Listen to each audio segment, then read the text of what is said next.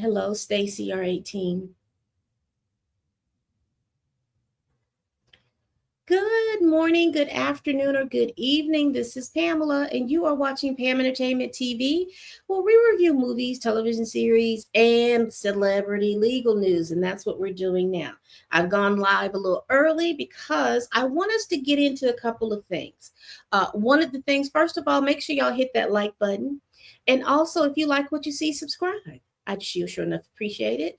I am streaming on all the following platforms: on YouTube, on Twitch, on X, and on TikTok. All right, so Capricorn Clark is on the stand as I left. I saw a little bit earlier today. She is on the stand, but we want to know who Capricorn Clark is. Who is she? Now, she is a longtime employee, and I'm trying to get to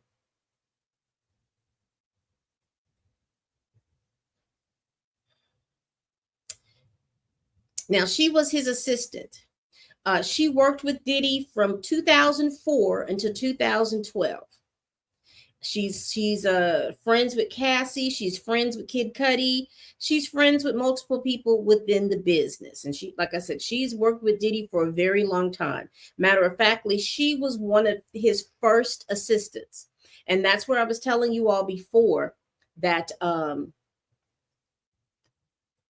you all have, if you all been following my streams, and I've said it several times, there was this woman that was on TV talking about working for Diddy and how strenuous it was and how it prepared you to be able to be in business. Because if you worked with Diddy, you were able to then handle contracts and all kinds of stuff like that without him being there, because he knew you knew what Diddy needed at whatever particular time.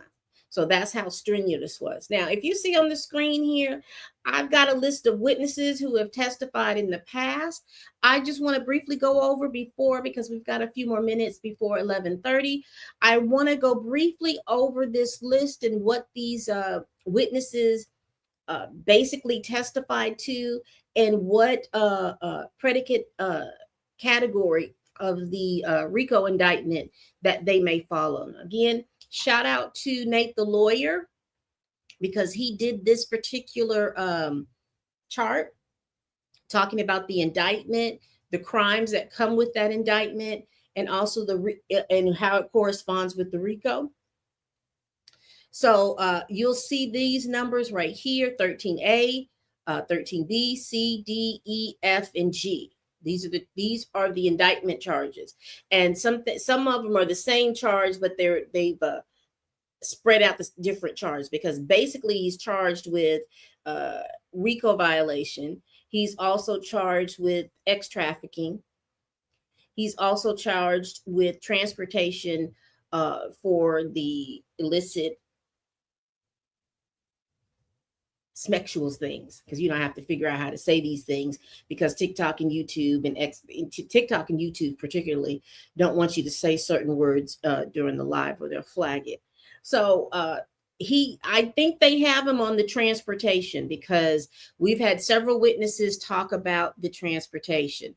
So let's go real quickly. We've got Israel Flores. He was a security guard from the Intercontinental Hotel. He testified that of the incident that happened. He put some context to the video that we saw from the Intercontinental Hotel. He put some context to it of how he got involved. He also stated that he testified that Diddy had tried to bribe him with $50,000 to $100,000. He also testified that he made a copy of the tape, which is how I think that CNN got this tape.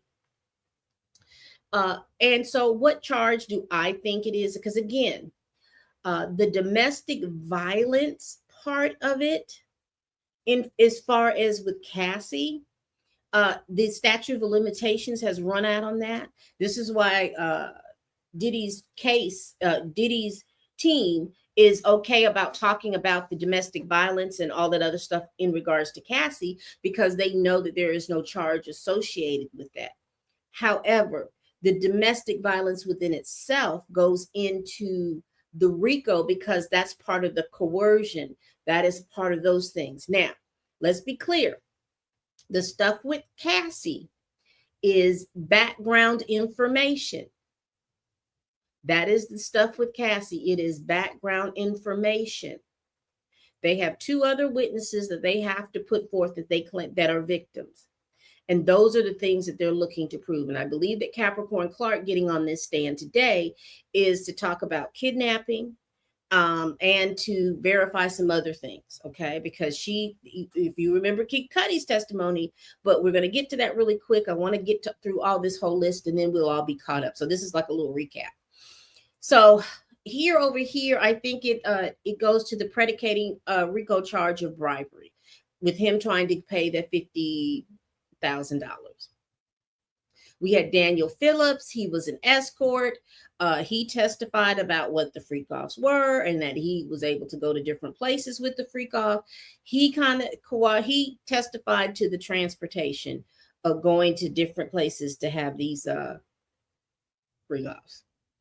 Then we had Cassie. Cassie corroborated the direct testimony of Daniel Phillips that they were hiring escorts and exotic dancers. They were hiring them from agencies. However, their main goal with them was to participate in the freak-offs. Okay.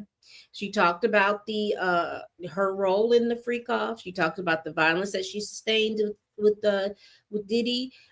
She corroborated that was her. She corroborated about the hotel video. She corroborated about what happened on the hotel video. She corroborated pretty much the testimony that the security guards talked about.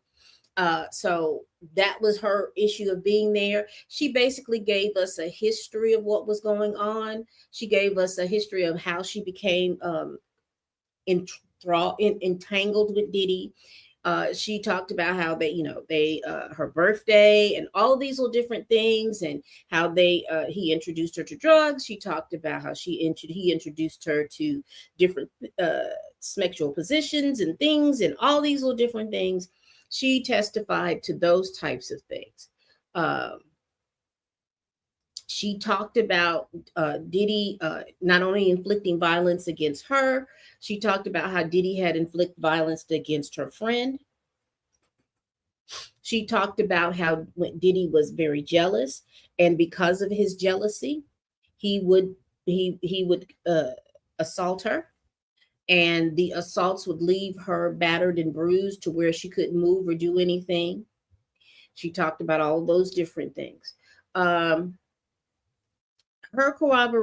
testimony hit a few of those things. She corroborated that they transported people out of the state for the freak-offs. That's illegal under the Mann Act. She talked about forced labor because Cassie was as far as Bad Boy was concerned, Cassie was signed to a 10-album deal. Cassie was signed to a 10-album deal. And so she was supposed to be working on this 10-album deal with Diddy. It get entangled with the relationship where she was making money here and there. He controlled the money that he made because not only was he he owned the record label that he was in part her manager, even though she did have a manager. He controlled the money. So every time when you talk about DV and you talk about women trying to leave, we see that every effort that she made trying to leave, there was a level of coercion that would happen. She tried to leave and move on with Kid Cudi. He breaks into the house. It's alleged that he possibly had the car burned, his car burned. She tried to go leave a couple of other times. He sent her back. We saw the video at the Intercontinental Hotel where she was trying to leave. He pulled the way that he committed violence to be able to pull her back. So she's giving the background that he will commit violence in public, he will commit violence in private, and he has a way of making people do what they want to do because he's Sean Puffy Combs. All right, let's continue. We have Special Agent Yazin Binda. He talked about the subpoena and the search of Diddy's hotel when he was arrested. Thank you, Gilly Suit Mez, for the rose. I appreciate it. He talked about the when Diddy was arrested at the hotel in New York back in September. He talked about all the stuff that he found in that hotel, because it appeared like there was supposed to be a freak off going on at that particular time, because they found the drugs, they found the women lingerie and all these little different things. They found all of this stuff in that particular hotel, and this is what he testified to. Then we get to the Punisher. I can't remember what his name was. All I remember his name was the Punisher. He again corroborated Cassie and Daniel's testimony in regards to the freak offs and what the freak offs were. He did say that he didn't see any violence, but he did testify about the copious amounts of drugs that were there. Then we get to Richard, excuse me. We get to Dawn Richard, and she testified that she saw an incident. She heard and then she saw an incident with Cassie. There was a couple of occasions that she saw that there was an instance of Diddy assaulting Cassie. She talked about all the little different things that she saw.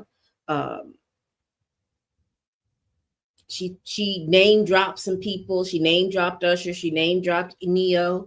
She said that Bad Boy staff and Bad Boy security saw these encounters and did nothing. She talked about that she didn't do anything.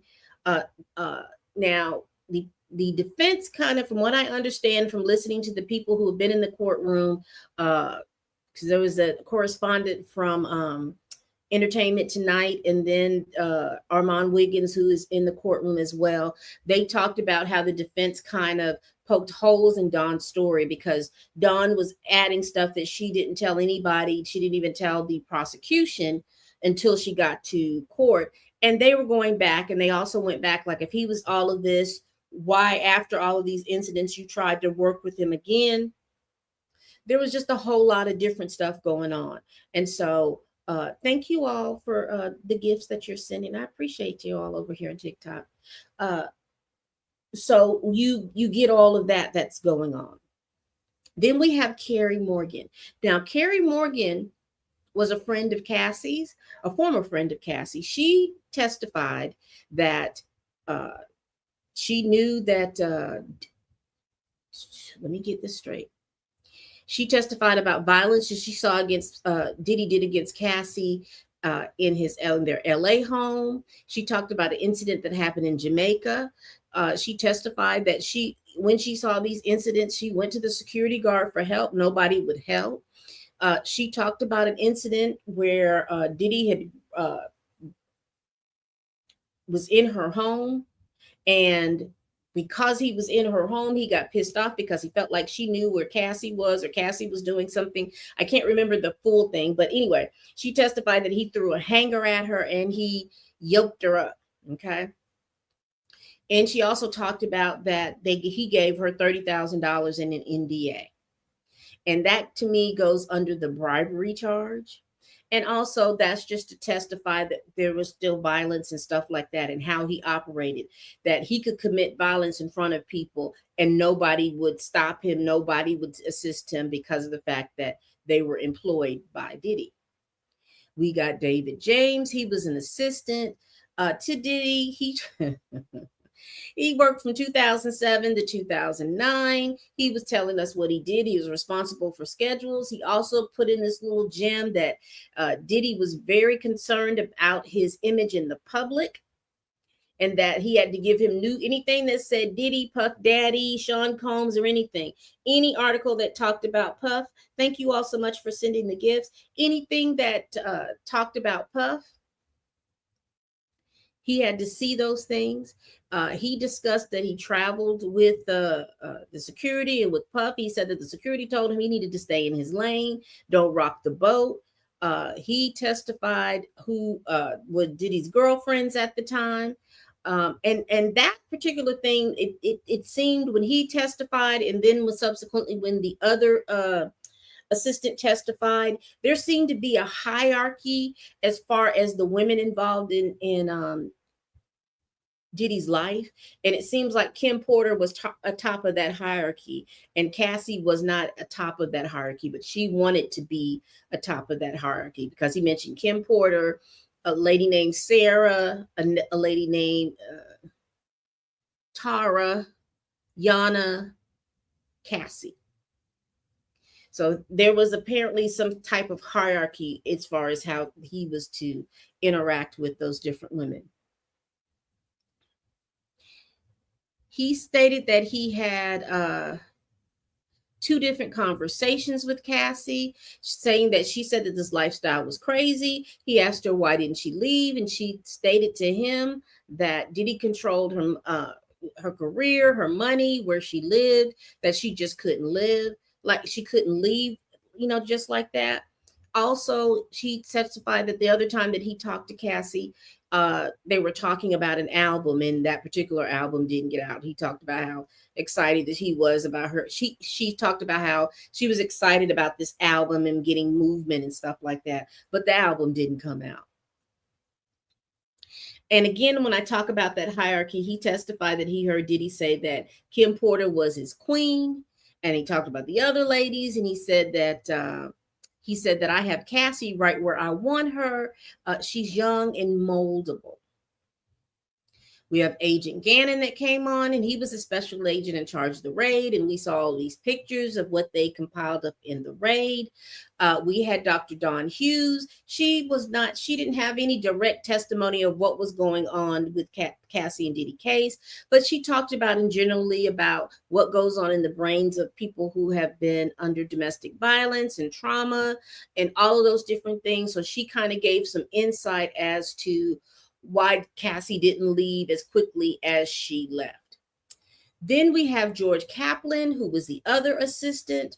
He talked about witnessing Diddy throw apples at the new girlfriend, Gina. He witnessed Diddy on a plane promoting violence against Cassie.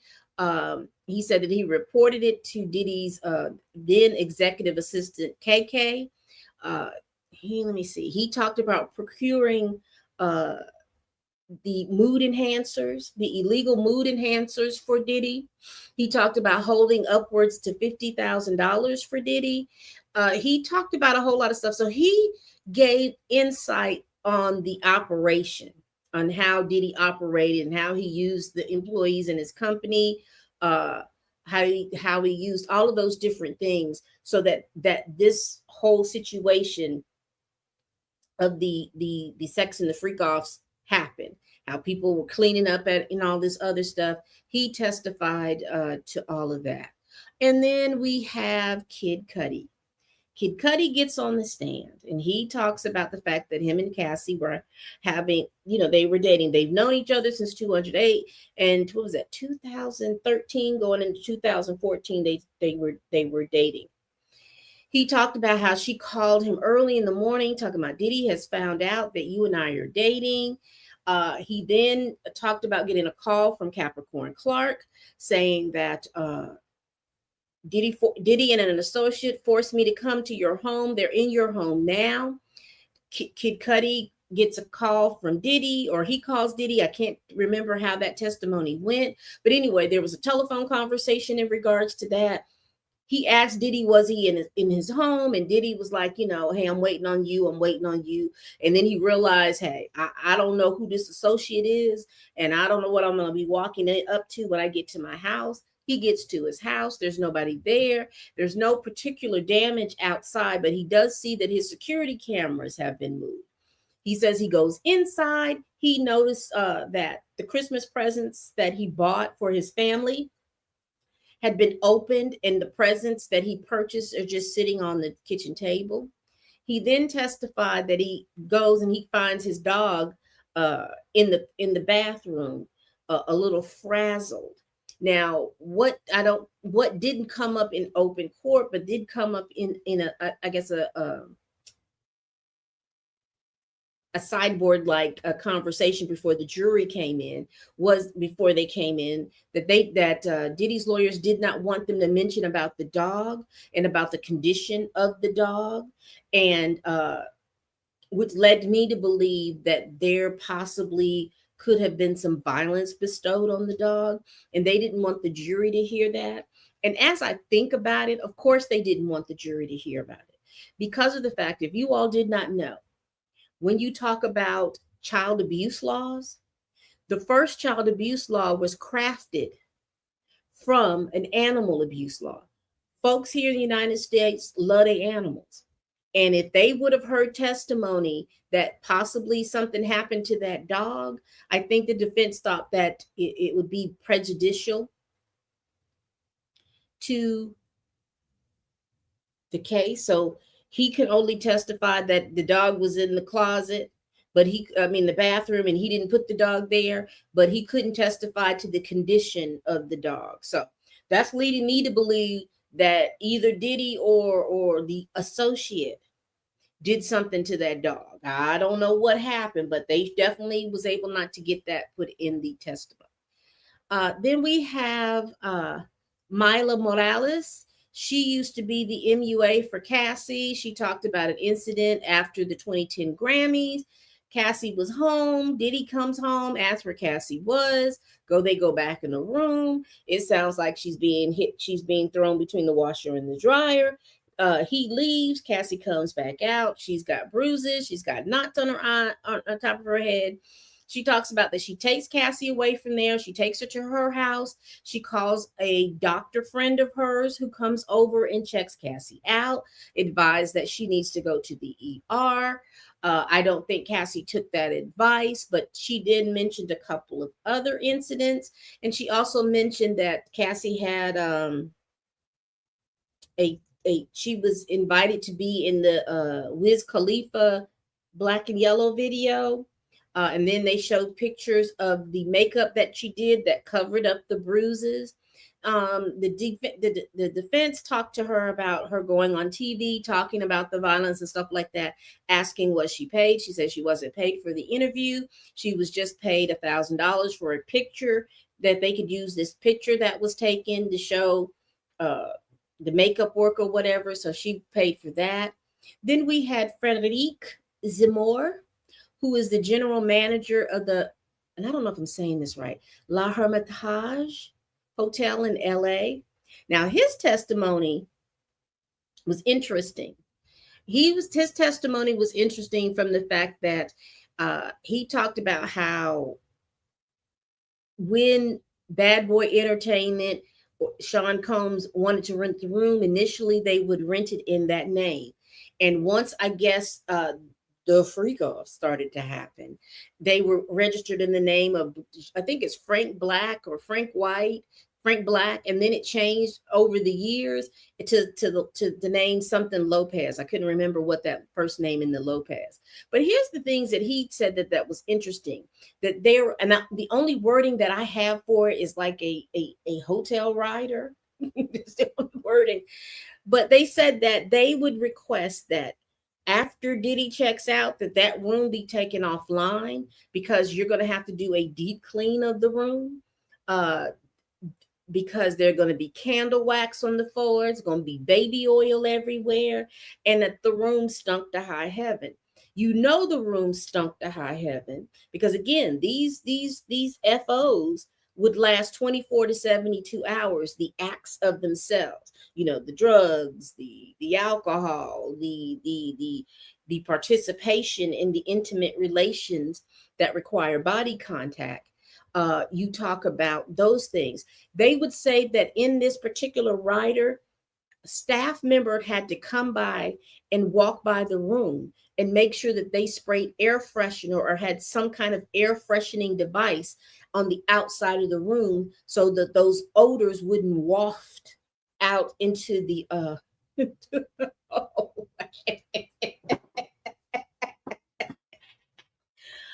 Woo!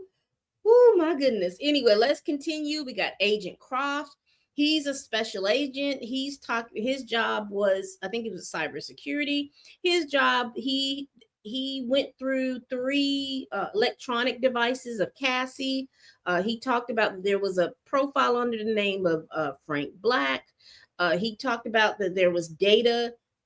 He could find data and pull data from those computers. I mean, yeah, I think it was a MacBook. There was another device. He said that he couldn't get it to turn on because it was damaged really bad. That was basically his testimony. And now, people, we have gotten past all of this because I wanted to make sure that we were caught up. Y'all, we're getting ready to get into Miss Capricorn Clark. Uh, those of you all that are on YouTube, those of you all that are on Twitch, and those of you all on X, make sure you're hitting that like button. Make sure you're hitting that thumbs up button. Make sure whatever it is that you all do over there at Twitch, make sure you're doing it. And make sure if you've got some questions or anything, please leave me a comment because I will be able to see the comments that you leave. So let's continue.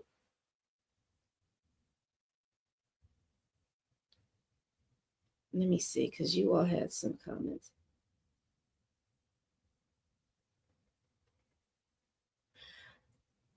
Okay, Nikki these nuts. That's a crazy name. But because I am always been interested in the law, and this is in trials and things, and this is part of what my channel does. And if you don't like it, baby, you can go.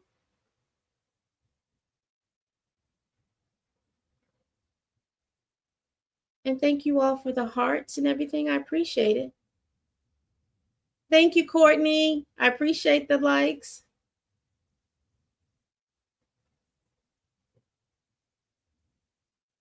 Oh, I don't even know what the fan, but thank you for joining the fan club.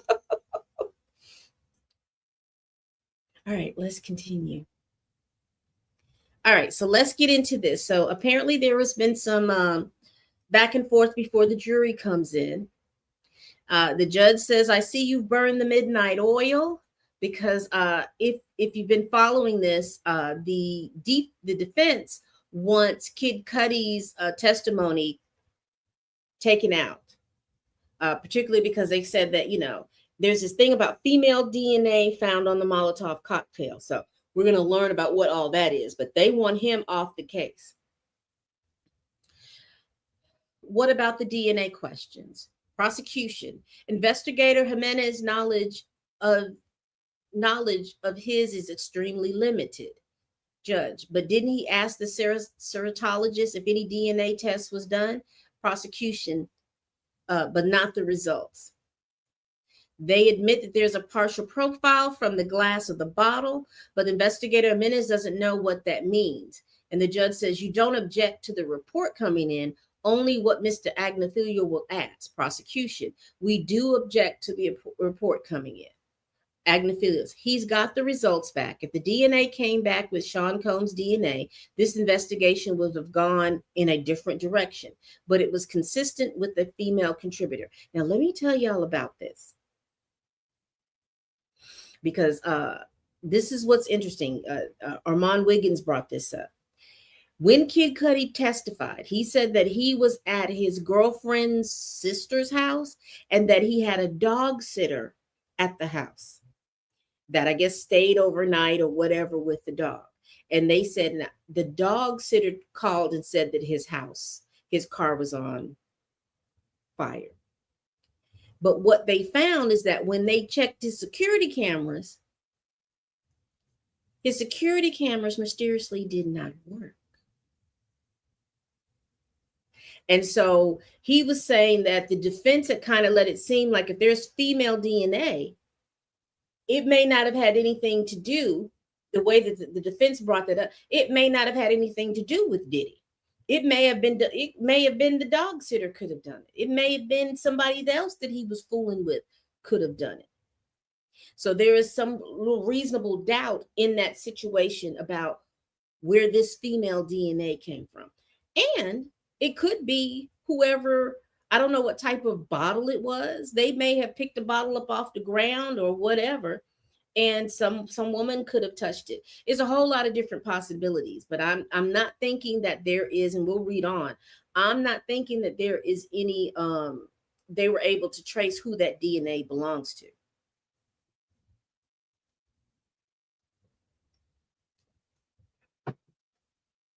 I don't know, they could have run that DNA by all those women that he's been involved. You know what I'm saying? Because it could have been a Coke bottle that somebody was drinking out of, and they just took the Coke bottle, and then all of this happened. But anyway, whoever did it, we don't know yet.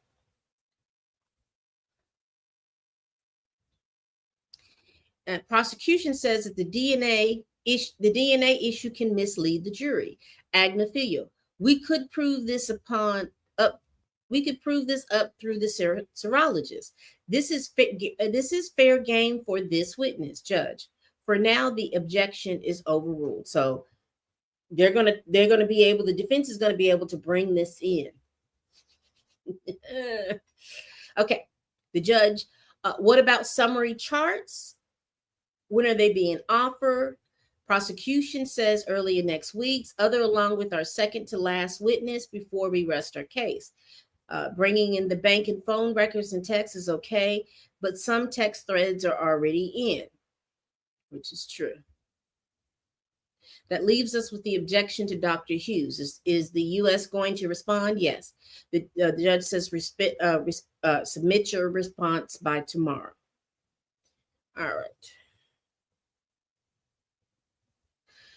So now they're talking about Kid Cudi's testimony, which seems like an opinion. How is it admissible given the requirements of SU 701? Prosecution. We'd like to look at the case submitted by the defendant, then put it in a letter. Okay, bring in the jury. So, y'all.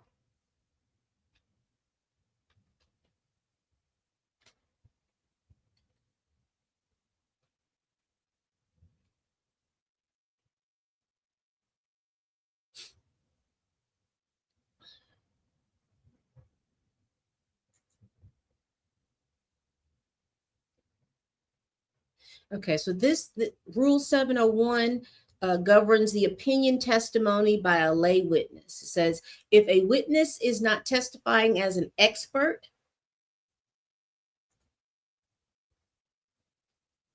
testimony in the form of an opinion is limited to one that is rationally based on the witness's perception, helpful to clearly understanding the witness's testimony or determining a fact and issue, and not based on scientific, technical, or other specialized knowledge within the scope of Rule 702.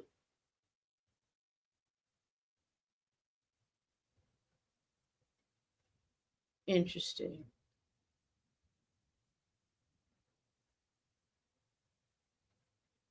We'll look back at that later. Let's continue. All right. The government calls Capricorn Clark. So she's on the stand. She says, where did you grow up? Capricorn Clark. She says, I was born in San Francisco, moved to LA, worked for Def Jam, then Death Row, and at a late 90s gangster rap label. So she's giving out her resume. Interesting that she worked with Death Row and then turned around to go with to work with Diddy.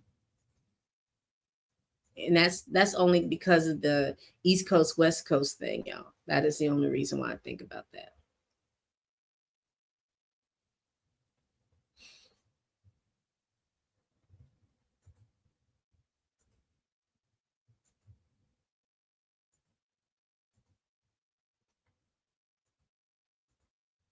All right.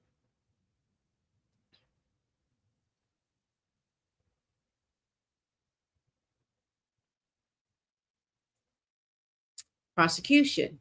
What is your relation to Suge Knight? Capricorn Clark. He is the father of my friend's child. Is she friends with Miss Chalet? I don't know all the people that he's had children with, but I know Miss Chalet is one of them.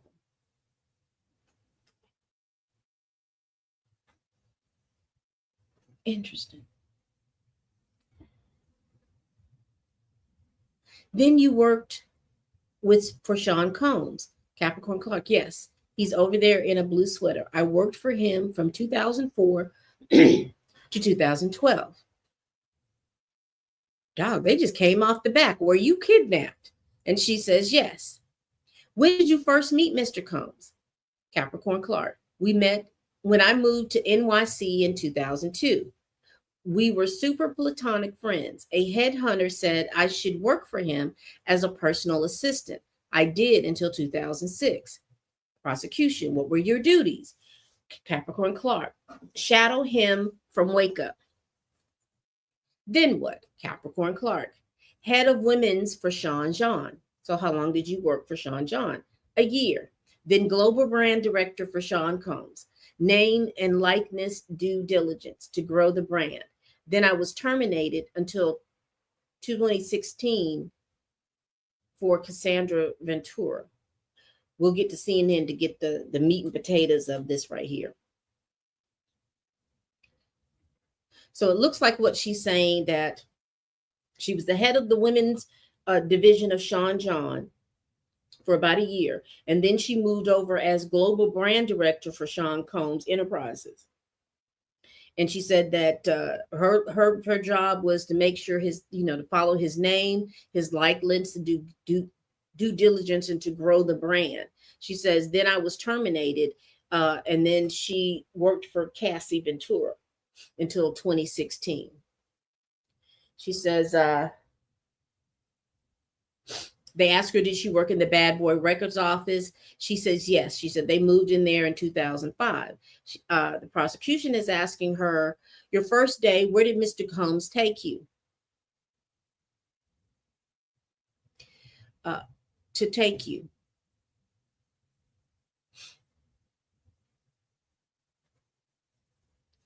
Let me see.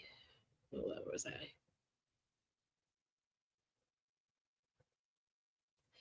Your first day, where did Mr. Combs take you? She says, Central Park after dark, along with Uncle Polly. He looked like a linebacker. Now, Uncle Polly was one of the bodyguards. So they show her a photo. She says, no, he doesn't have on the blackout shades he wore all the time. Prosecution, what did Mr. Combs tell you was in the park? Capricorn Clark, that since I worked for Suge Knight, if anything happened, he might have to kill me.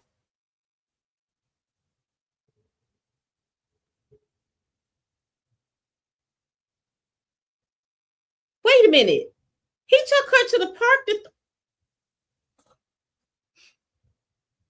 Let me read that again, because there was an objection. Let me read that again, because there was an objection. So they asked her, what did Mr. Combs tell you in the park? That since I worked for Suge Knight, if anything happened, he might have to prune her from the timeline. And then there was an objection. The judge overruled it, perceived. Prosecution, how did you take it? Capricorn Clark, seriously. It had gravitas. Prosecution, how did you react? Capricorn Clark, I said I didn't have anything to do with that stuff. Objection. Sustained. Ms. Steiner, I'm wondering what stuff that they are referring to. Because remember, there was rumors that Puffy was the one that had Tupac and Biggie pruned from this timeline. I wonder what she was talking about.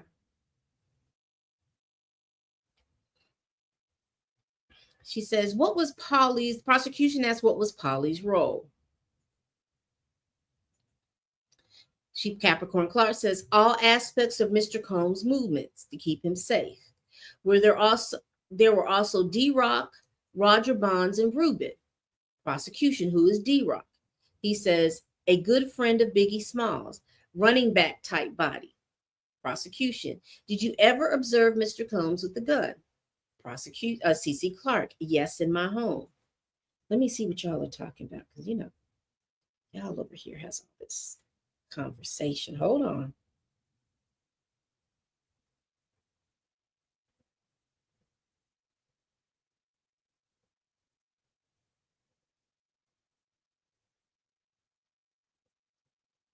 All right. Let's see. So she ran out and tried to put the fire out, maybe?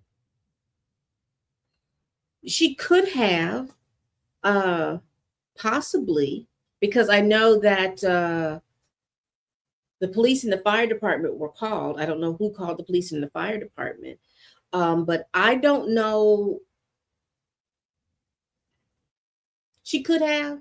My first instinct, if I saw a car on fire, because I know that that car possibly is full of gasoline, is that I would have left. I would have left the premises. I don't think I would have tried to put the fire out. I think I honestly, personally, would have left the premises and tried to have gotten as far away as I could. Cassie could have done it because she could have thought the dog sitter was that the new girlfriend.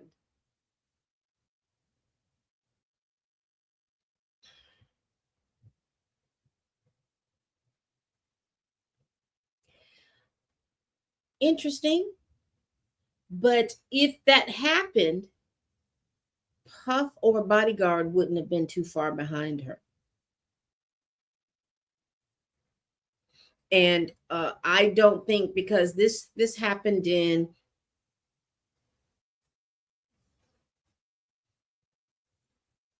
but who, it could be because we don't, I don't know, because they didn't enter any more information in regards to that, because the prosecution is good about just sticking with the stuff that they want you to know, and all the outside stuff we just have to kind of fill in. But I definitely could see that. I definitely could see that. We could speculate here because, like I said, we are watching and taking things. We could speculate and say that Cassie could have, Kid Cudi could have gone back to his old girlfriends and stuff, and Cassie could have felt like she was left high and dry or anything like that. I don't know. I don't know. Puffy could have been saying, "See, he cheating on you."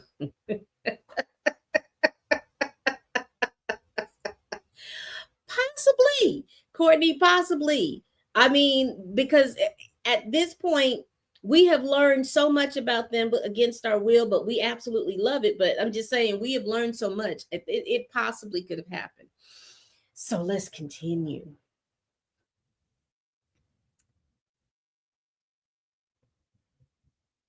And did he talk about it? I guess referring to the gun, Capricorn Clark. Mr. Combs, told Chris Lightly he had a gun. He had a problem with 50 Cent. Y'all think this is why 50 Cent is out here talking crazy? Because what kind of problem did he have with 50 Cent?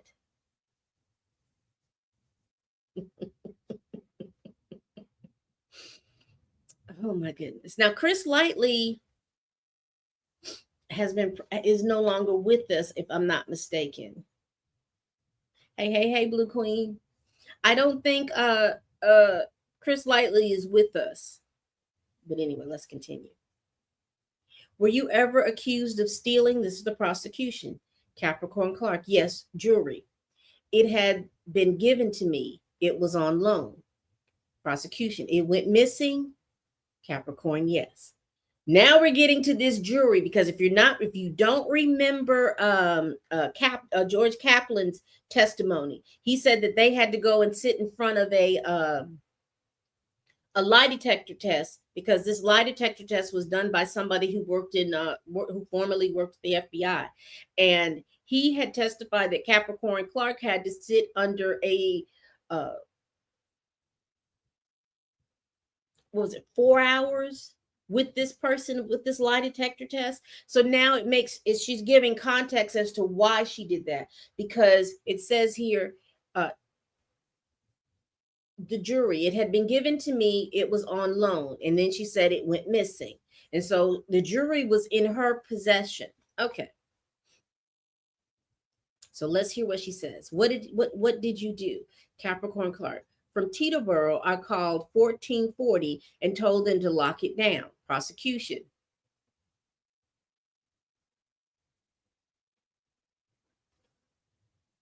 He questioned me for 3 hours. What did Uncle Polly do? He questioned me for 3 hours. You went home? CC, Capricorn Clark. To Queens, yes, with Uncle Polly. He searched my house. So we got better context. So she was in charge. Remember, as assistants, they were in charge of holding things for Diddy, money or whatever it is they were going to hold.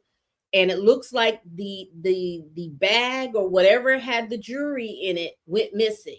And since she was the person that was responsible for holding it, they were trying to make sure that she didn't steal it. But it's funny, if the jewelry was if they were coming from somewhere from the airport, why would the jewelry be at her house? But okay, what you say? No, it's because he was flirting with him. The gun was for how 50 reacted. You mean Puff was trying to recruit 50 Cent? Did he? You know what? I think, just this is just me talking and speculating.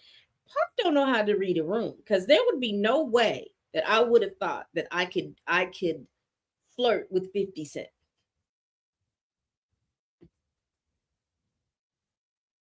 He just doesn't seem like that type. He doesn't seem like he's that type of guy.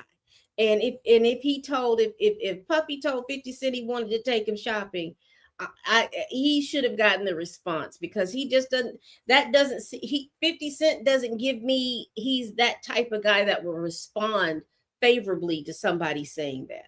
Because there's just there are pockets of men that don't like that. That always seems suspicious to them. And so they don't like those kinds of things. And Puff has been doing this with so many different people that he just doesn't. Anyway, there are some men that will respond to it, and there's some men that won't. Now, I'm not trying to tell you again, I don't play in these gender war streets, so I don't know nothing about, you know, I don't know how to say these things other than that. There's just a group and pocket of men that believe that when you do that, you are trying to sexualize them, feminize them or whatever, and they don't like that. Again, they know Puff better than I know Puff, so he may have thought that there was some other consequences in regard to that, asking to take him shopping. Woo, child. All right. Prosecution. Where did Uncle Polly take you? Capricorn Clark. 1710 Broadway. It was dilapidated. It was being fixed up. But I didn't know that. Uncle Polly took me to the 6th floor. The door was locked behind us. There was a 6-foot folding table and a heavy-set man. Can you describe him? Capricorn Clark. Five of me. 2 linebackers. He was chain smoking. Did Uncle Polly stay? No. Intermittently, he came back. What did the heavy-set man say? That I was there to take a lie detector test. So she went to some dilapidated building, like some kind of episode or some kind of gangster movie, and she had to take a lie detector test. And there was all these men around and her taking that lie detector test, and you let me tell it, it was basically to intimidate her, because again the jury went missing. We're going to finish out to whatever she has on the testimony, and then we'll go to CNN to see the fill in the blanks about all of this. Prosecution. What did he say would happen if you failed the lie detector test? Capricorn Clark. They would throw me in the East River.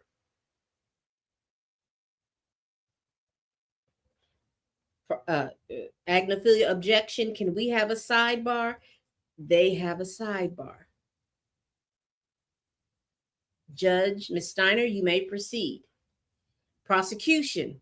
What was his demeanor? Now, the one thing about this prosecution, whether it's objected to, whether it's sustained or not, they get this information because one thing I've seen with watching trials, watching real trials, once something gets in a juror's mind, you can even, to the judge can say, you can disregard that statement, but it still sticks.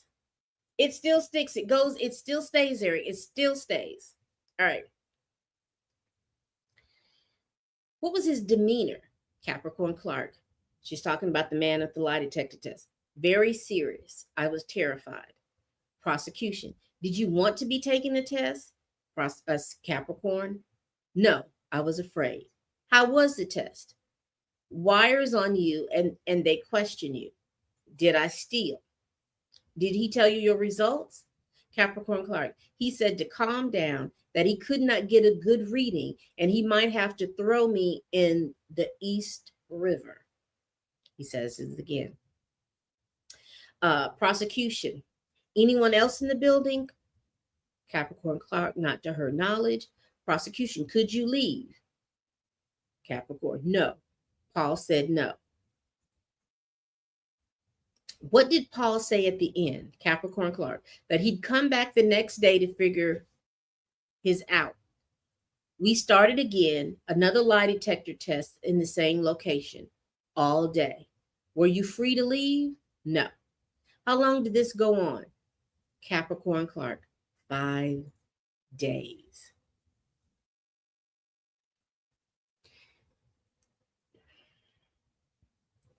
You get a, we got to go to CNN. Let me see. That's where we're at. We're going to stay there. We got to go to CNN because I need more context.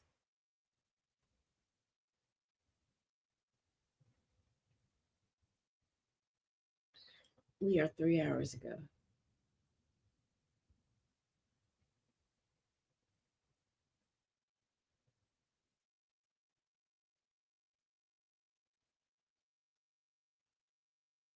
Come on, y'all. Let me get down here.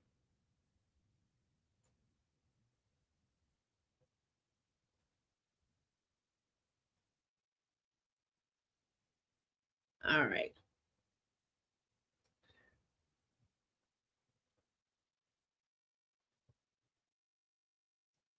All right. Here we go.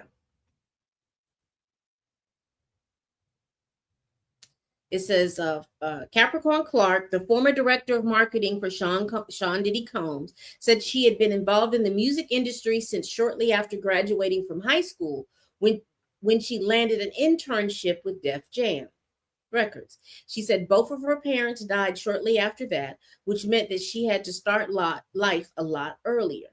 After Def Jam, she worked for Death Row, which Suge Knight then managed. Around 2004, she started working with Combs at Bad Boy Entertainment as his personal assistant, she said.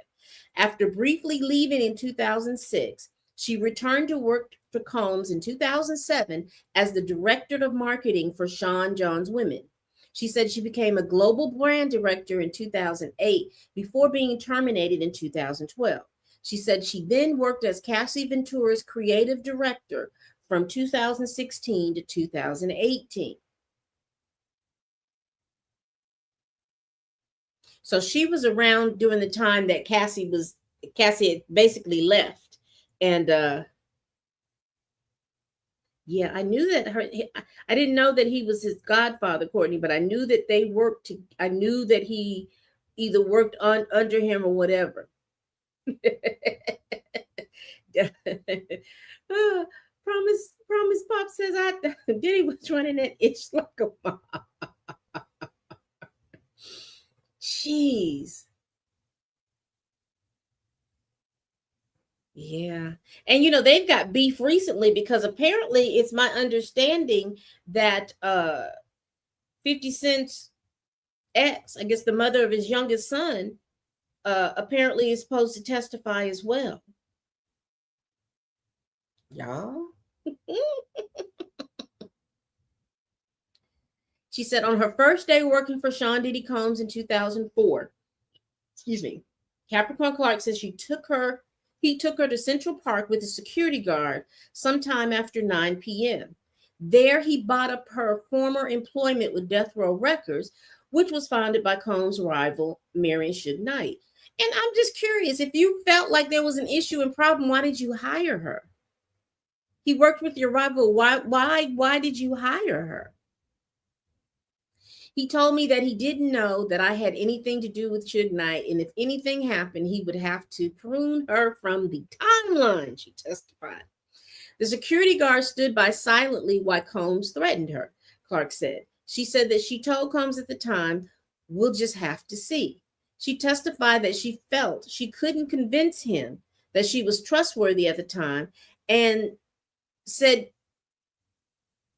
could have been more transparent about her. It says she could have been more transparent about her employment background. And that's always interesting to me because during that time it was very well known about the East Coast West Coast thing, and you coming from Suge Knight to Diddy, and then you're working in close contact with both of them. That would have raised some questions. I don't know if it was going to stop her job, but somebody who hired her should have asked the questions or looked at that resume. All right. When Capricorn Clark was Sean Diddy Combs' personal assistant, she heard him discuss guns once she testified. She said that Combs and his then manager got into an elevator after Combs did an MTV event that also involved rapper 50 Cent, she said. Combs told his elevator companions he had an issue with 50 Cent, and after further conversation, Combs said, "I don't do that. I like guns," Clark testified. Combs' demeanor was very serious, she said. Combs accused Clark of stealing jewelry as she testified. One time, Sean Diddy Combs accused Capricorn Clark of stealing diamond jewelry that was on loan to him from a jeweler, the former assistant testified. Clark had been assigned to hold the jewelry as they traveled from New York to Miami. She realized the bag holding the jewelry was missing before they got to the airport, Clark testified. Combs went on to Miami, leaving Clark with a security guard who questioned her for hours and then searched her apartment. The next day, okay, so that makes sense. The next day, I thought they were coming from the airport, but it was they were going to the airport, and that's when they found out that she didn't have the jewelry. The next day, the security guard picked her up from her home and left her in a locked, vacant office space with another man who administered a lie detector test on her. Clark testified that the man told her at the time that if she failed the test, they were going to throw her in the East River. She described him as very wide, but never learned his name.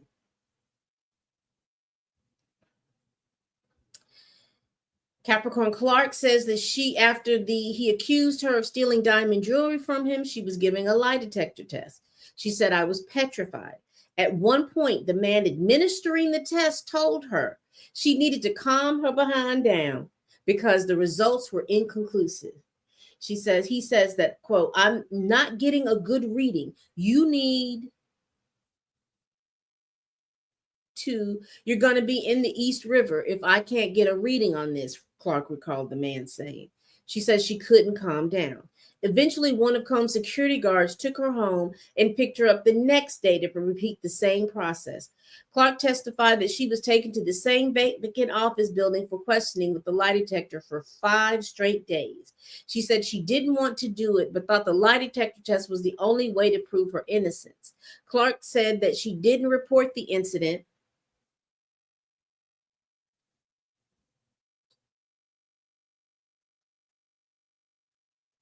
Clark said she didn't report the incident to the police because she worked under a non-disclosure agreement. Uh, the judge sustained the defense's objection to the testimony about the NDA and told the jury to disregard it. Okay. After 5 days for the test, Combs security told Clark she could return to work, she said. Clark testified that Combs never asked her where she was during those 5 days, and he never mentioned the lie detector test to her. She said she didn't know if the jewelry was ever found. Yeah.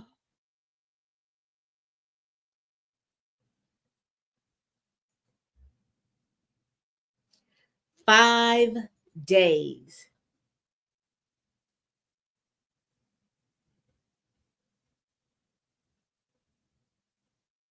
And I don't even know if the woman 5 days. 5 days. This is craziness. Let's see. Let's continue. Capricorn Clark, the former director of marketing, says Diddy typically worked from 9 a.m. to 4 a.m. as Combs' personal assistant without taking break for meals. Combs told her that if she failed to complete any task, she would lose her job, she testified. She said that on a good night, she got 4 hours of sleep and developed stress-induced alopecia. She said Clark made $65,000. I'm no. Let's get back to the testimony, y'all, because I just came there to see what the thing. Let's get back over here to the testimony. A mess. All right. So they asked her, did you tell anyone where you were? Clark, no. I was just trying to survive it. I worked under an NDA. And then he objected. We heard that. The jury should disregard the last answer. Prosecution. What would have you been doing? What would you have been doing? Shadowing Mr. Combs. What happened after 5 days? That I could return to work and that Mr. Combs would see me the next week. Prosecution. Did Mr. Combs ever discuss it with you? Capricorn Clark, no. Why did you continue working with Mr. Combs? If I left, they think I stole.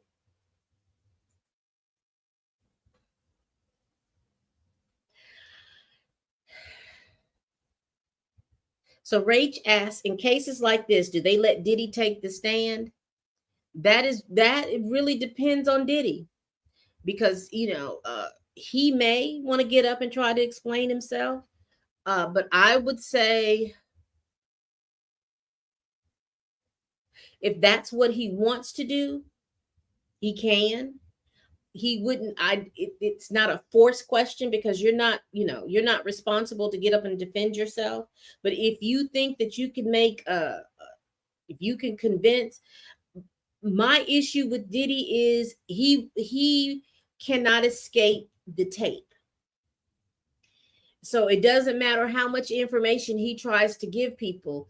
There's visual evidence to show that he can be violent. And so there's nothing he could say like, these people are lying on me. I didn't do this. I didn't do that. You said that before, and then the tape came out and you apologized for it. And so anything and everything else coming out of there, and they're going to be asking him about the freak offs. They're going to be asking him about all these little different things. They possibly might ask him about Tupac.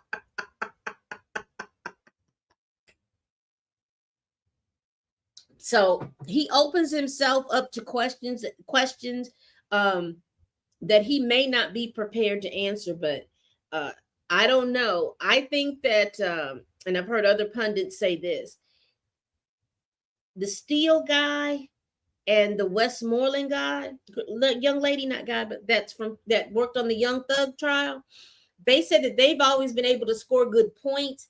It's almost that they probably need to have them take lead and ask the questions, because they have the ability to poke a lot of holes in the prosecution, poke some holes or poke some, show some reasonable doubt. So, Rachel, the world may never know, because that seems, just to say it so off the cuff, I'm quite sure there's a lot of folks down there. Yeah. Because he's gonna open himself up to a lot of stuff, and there's probably some things that he wants to keep.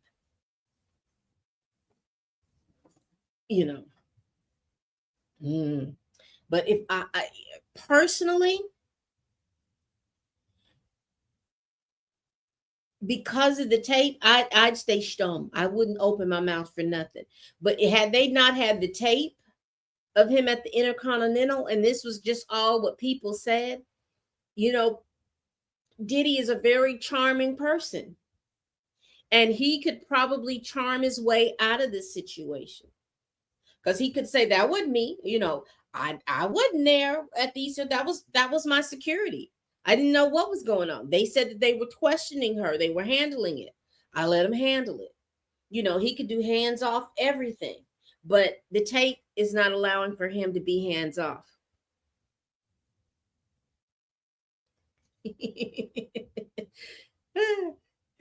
May as long as it ain't me, child.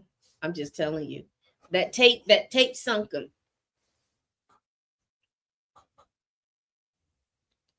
All right, so she talked about what her days were. From his townhouse at 74th Street and Park in the morning to Diddy's house studio at night. How much sleep did you get? On a good day, 4 hours. On a bad day, two. I got a stress condition. I was paid 55K. Did you get paid overtime? Capricorn Clark, no. I spoke to the head of HR. She said I was owed 80,000. How did Mr. Combs respond? He ripped up the paper. Prosecution. What would Mr. Combs stay at hotels? Yes. With whom? Kim Porter once a week. Prosecution. What names would he book the book under? Capricorn Clark, Frank Black, and Frank White. So he's been using Frank Black and Frank White since 2006 or something like that. So these are names that he's been using for a long time. And I've learned from doing this that Biggie, they call Biggie Frank Black. And the girlfriends, Capricorn Clark, Jackie Star. See, we get names. Well, I don't even know who that is. Who is Jackie Star, y'all? And let's be fair, he's had a lot of girlfriends, but I'm not familiar with this.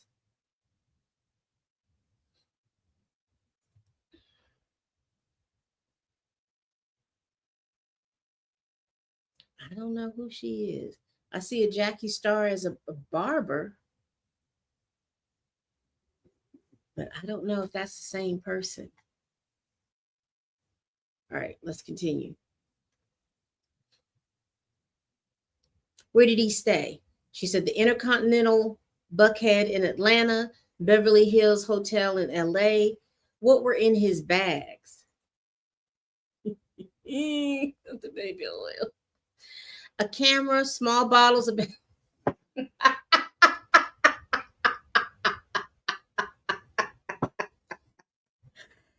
He's been baby oiling it down since the 2006. Since the 99-2000. Got you.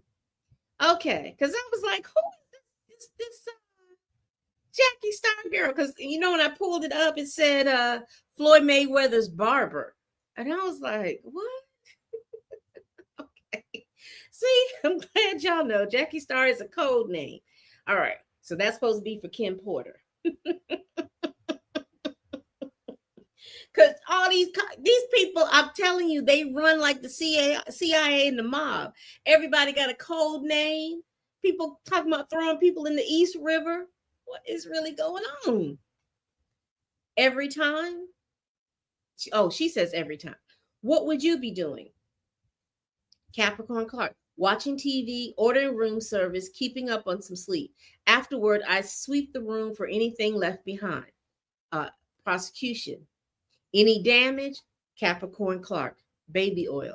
They be in there slicked up. And I watched y'all, some of you all who are on here on TikTok, I watched some of you all talk about Steve Harvey and his obsession with baby oil.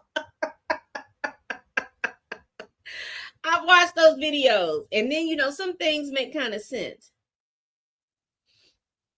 Child, I think I tried to catch up as much sleep as I could because they were going to be in there 24 to 48 hours, child.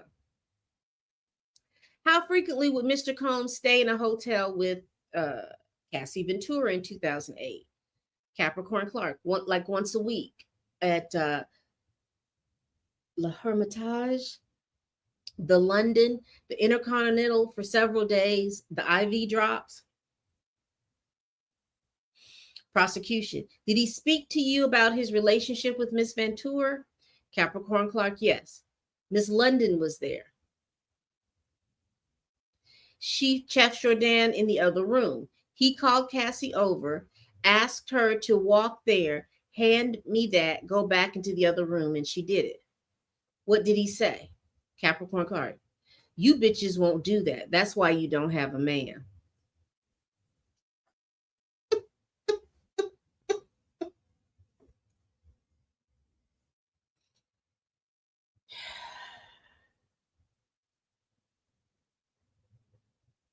That's what she said. He said. I ain't got nothing to do with that. That's what he said. I'm not sleeping around. Girl.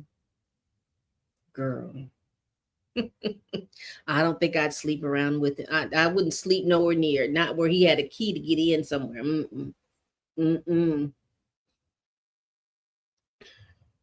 What did you say, Capricorn Clark? You mother effing right. Prosecution. Did you observe Mr. Combs obtain drugs? Capricorn Clark. A girlfriend in NY in LA from one stop. Molly ecstasy delivered to Puff or to me. Prosecution. Did he ask you to get the drugs for him? She says yes, ecstasy.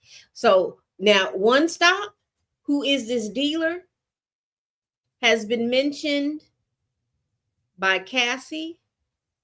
She's been mentioned, but I don't think the name was called by Cassie's best friend.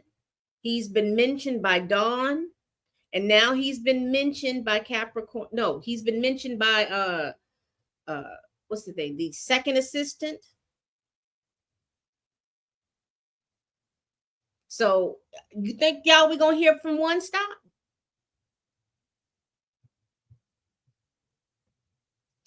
And in the south of France, Capricorn, he asked me to get cocaine. I said, for who? Prosecution, why? Capricorn, I wasn't going to do it given how my mother died. So then there was an objection. There's a sidebar going on. This was 3 hours ago. They're back. Why did Mr. Combs say the drug? Who did Mr. Combs say the drugs for? Capricorn, he said, not me. Prosecution, did you get them? Yes, through the Spanish security guard. He also got prescription drugs in my name. They were in the toiletry bag I carried for security. What about bulk cash? The prosecution asked. Capricorn Clark, yes. 100,000 euro coming back from Europe. Where did he get it? Capricorn, club bookings in Europe. He'd keep it, then give it to security, then into his bedroom personal safe. Lord, y'all know what's going to happen. You all know what's about to happen. Unless he took care of that business appropriately.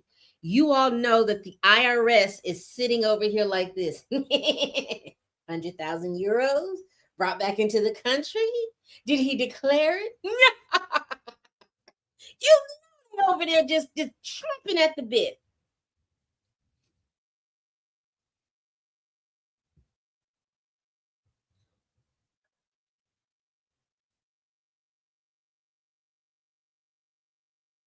All right. You know that they're chomping at the bit. And so I see where TikTok has restricted this, and a lot of people have look like you all have just been released.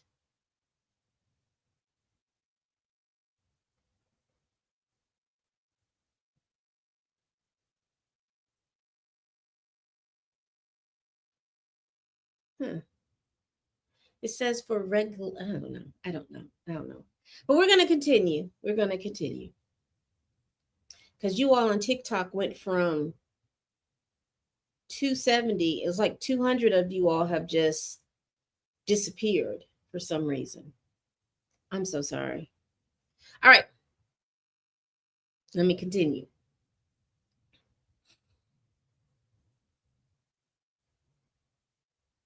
I guess because I mentioned these 3-lettered companies because that's the only time I've heard it. I've been talking about the same stuff since I've been here.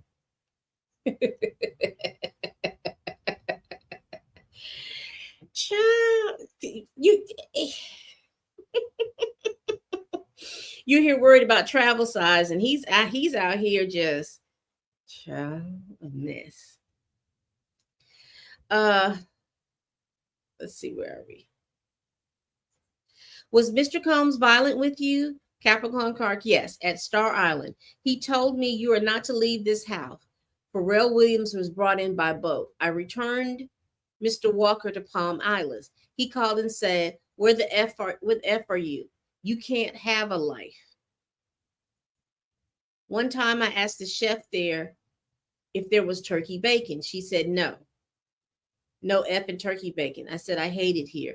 The chef told Mr. Combs, and he pushed me again and again. What did he say? He says, if you hate it here, get the F out of here. Did you leave your employment? Capricorn Clark, I did. But did you return? Capricorn Clark, as global brand director. Why? He was impressed by what I did in the job I'd left for a couple of albums. He said you wouldn't have to work directly for me. So she left, she worked for another company, she did good in that other company, and then he saw that she was an asset, and he was like, I need you here, but you don't have to work directly for me. Prosecution, what were you doing for Miss Ventura? Managing her image, maximizing the optics for her. For Sean Combs, he had final approval on everything. In LA, where did you live? A gated community. We had followed Kim Porter there. So basically, he had her working because remember, I'm just trying to figure out how I want to say this. Remember, Cassie was in a 10-album deal. So he hired her back to keep Cassie's image out there. So basically what that sounds like to me is he needed to keep Cassie appeased, because if there was no movement on her album, she probably would have made quicker things to book before she got so deeply emotionally involved with that man. So she was hired to give Cassie a look. So that almost kind of explains how she got the movie deals, how she was getting in videos and all these little different things. It's kind of explained because it looks like Capricorn Clark was out here doing yeoman's work. Where was Miss Ventura, Capricorn Clark? In NYC on the West End. She would come to LA and stay with him or with me in a hotel. Prosecution. Who else was Miss Ventura seeing? Capricorn Clark. Cuddy. Prosecution. How did you learn that? She brought him to my apartment. What did she say? She texted me they were going to this public place in LA. I told her it was a bad idea and to delete the text. Why? She says, if Mr. Combs learned about Cuddy, Mr. Cuddy paid for my phone and hers. So basically he was going to be going through those phones. So she needed to delete those messages. She was deleting the messages. Capricorn Clark. I took Cassie to Best Buy to get her a burner phone. Okay, so that's explaining this. It's explaining now, because Cassie didn't have the sense to think that he was going to check her phone, and Capricorn did. So she bought her a new phone. When did Mr. Combs return to town? Capricorn Clark. Not long after. He took Cassie to a hotel, the Cipriana. And then she said, on December 22nd, between 5:30 and 6 a.m., there was a banging at my door.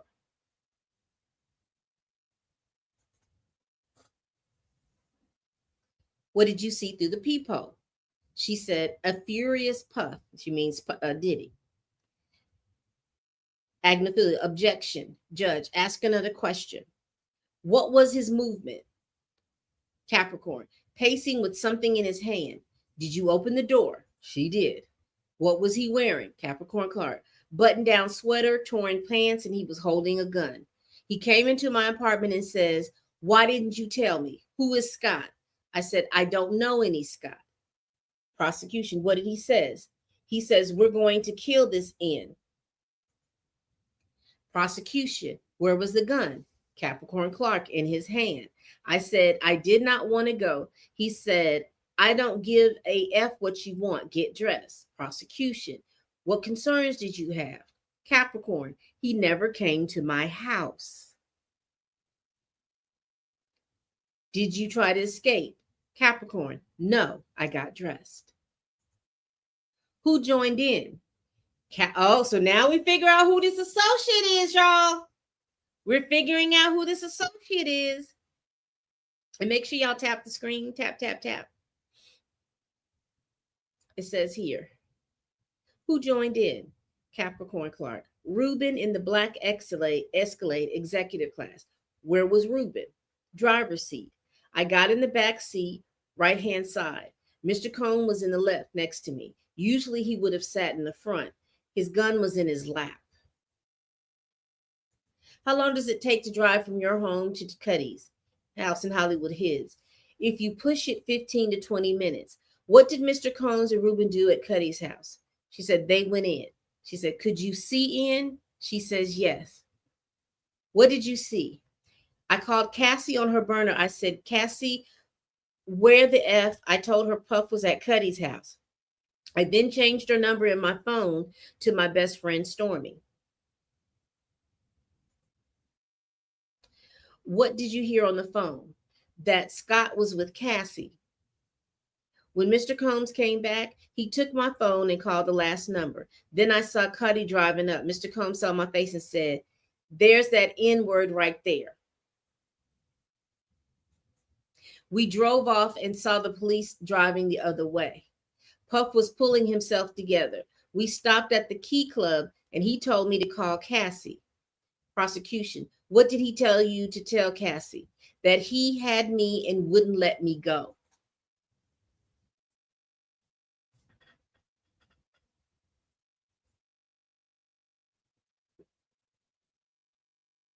Prosecution. How did Miss Ventura respond? Capricorn. She said, okay, come get me. She was calm. Who drove you home? Ruben. What did Mr. Combs then tell you? To convince Cuddy not to say that it had been him at his house. I picked up Cassie. Where did you go? We went to Cuddy's and tried to convince him not to file a police report. What did you tell him? That Puff came to my house with a gun. What did you tell him? He said, if you tell on him, he'll hurt us all. What was Cuddy's reaction? Mind blown. The defense objection. The judge sustained, jury will disregard. What happened at the house? He was kicking Cassie again and again. So she must have left Kid Cudi and went wherever Cassie was. How was Cassie? Capricorn Clark, in the fetal position. Mr. Combs kicked her all the way to the street. She was crying silently. Where was he kicking her? Her back, her backside, and her voice cracks. Where were you?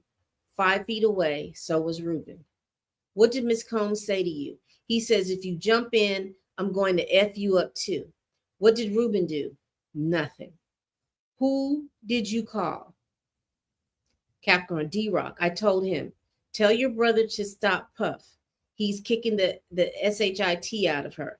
Capricorn Clark. I called Polly too. He said he'd take care of it, but Ruben did nothing. Prosecution. What next? Mr. Combs told me to get the F out too. I left on foot. Could you see her getting kicked? Until I went around the bend. Mm-hmm. Then who you call? Regina Ventura. I told her he's kicking the S out of your daughter. I can't call the police, but you can. Why didn't you call the police? Capricorn. The mission of the day was to get Cuddy, so no calling the police.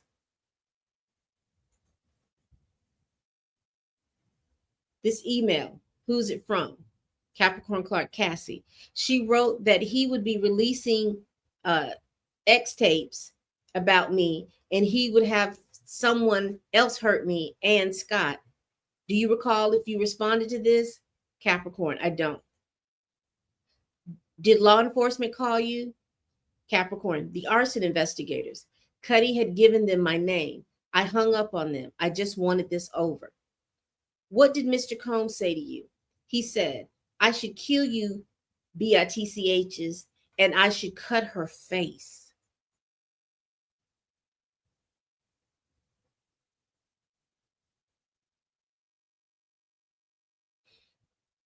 Prosecution.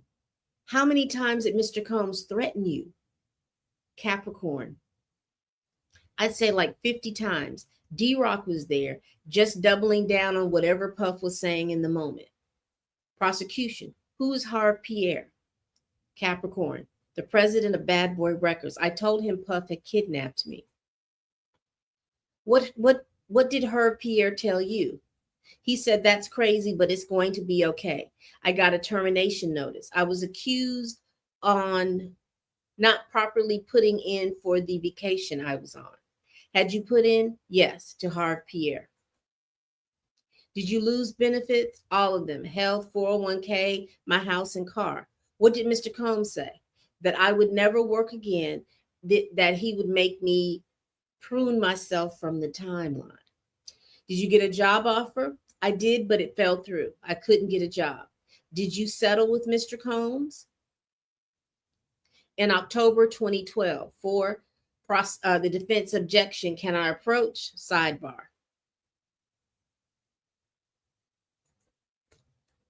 And so here is a court illustration of Cassie. And it's done from artist Elizabeth Williams. Child.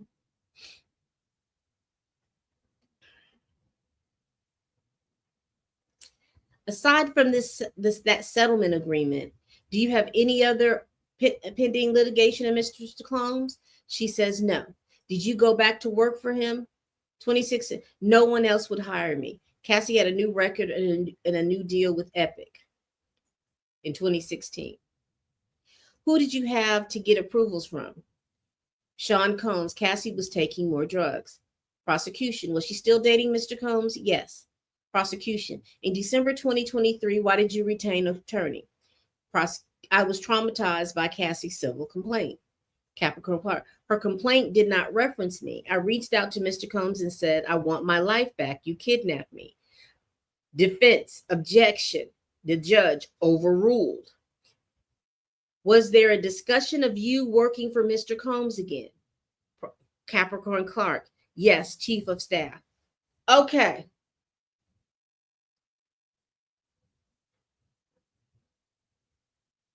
Let me go back because this was in December 2023.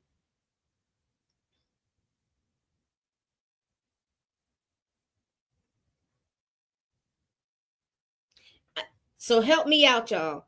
So she went back and forth working for him because he had told her that no one else will hire her.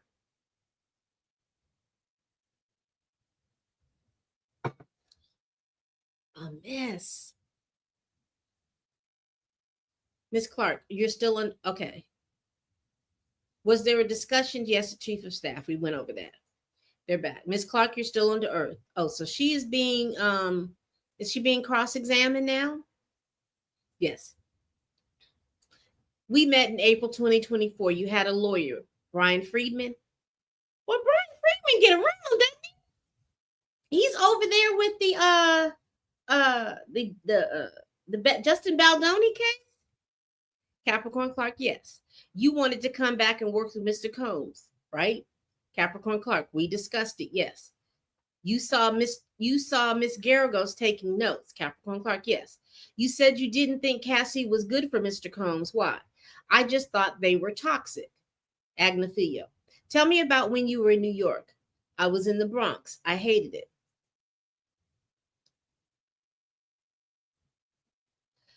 It was 2002. I met Jeanette, then Mr. Combs. In 2001 was the World Trade Center thing. I met Mr. Combs. He wasn't doing drugs, right? This is what the defense is asking Capricorn. She said he did ecstasy in Daddy House. Is Daddy House a club? Is Daddy House a... What is Daddy's house? You can go over there. Listen. I don't know. I don't think if Courtney, I don't think he's hiring, child, because a lot of people don't have jobs right now. Well, a lot of people don't. His music studio. Thank you, Brandon. Thank you.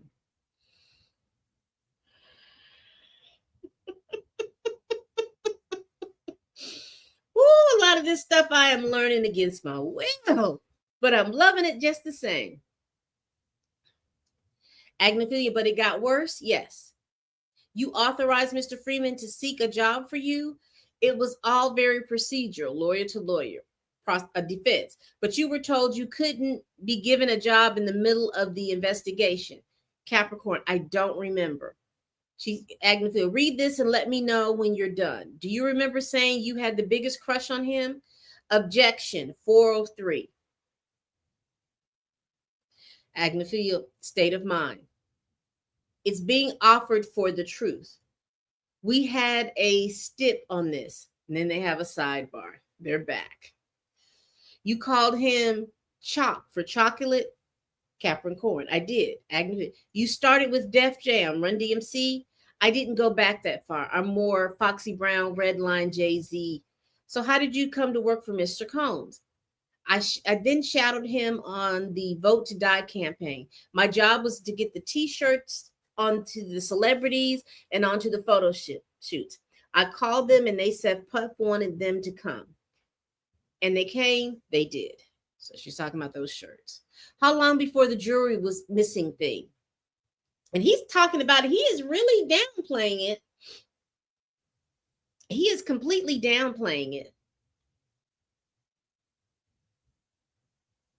It was about 4 months on the 4th of July. He threw a white party at his home in the Hamptons that year with the voter die. When did the jewels go missing? After July 4th. The jewels were still on loan from Jacob the jeweler. Who else got the lie detector test? Capricorn Clark. Mike B, his stylist. He too had gone to street level of 1440 for manicures. The lie detector test was the next day. You never told HR? No. Capricorn Clark, I got fired for 3 weeks. Combs, how did you get unfired? I mean, Agnetha, how did Cece? I went to work on his 35th birthday at Cipriano to do the celebrity list. I came back. 2004 to 2006, not all. As a personal assistant, Capricorn Clark, then a liaison. So it looks like they're just asking her about her work history and particularly why she kept going back and forth, particularly after she claimed that she had been kidnapped, been threatened to be thrown in the East River, removed from her home at gunpoint because Cassie in the burner phone. Capricorn, I was making $65,000 for Combs and $90,000 at Jive. Why did you come back to Combs? Capricorn, I had gotten top records for R. Kelly. Mr. Combs said that he was impressed. Asked me to come back for Sean John Women. Capricorn, I think I was really good employee for him. He told you were awesome. He did not use that word. You worked hard for him. She said, I did. Others worked hard too, right? She said, not as hard as me. I did learn a lot from Mr. Combs, almost crying. He broke that glass ceiling for us Black people in the business. Agnetha, do you need a minute? Capricorn Clark, it's just complicated. And again, she's like the third employee that has talked about all the BS. Why y'all gonna tell me I have something on my nose? Talked about all the BS, but still, he still was charming. He still would, the work that they did, they thought it was very edifying. They enjoyed the work. They enjoyed the fact that they were doing. They enjoyed the position that he held. He didn't. He didn't know how to separate business from pleasure. Yeah, but you listen to what she's saying. Look at the job that she was the jobs that she was doing. And it's often like, and I know that they're grown people. Don't mishear me when I say this, but it's often like,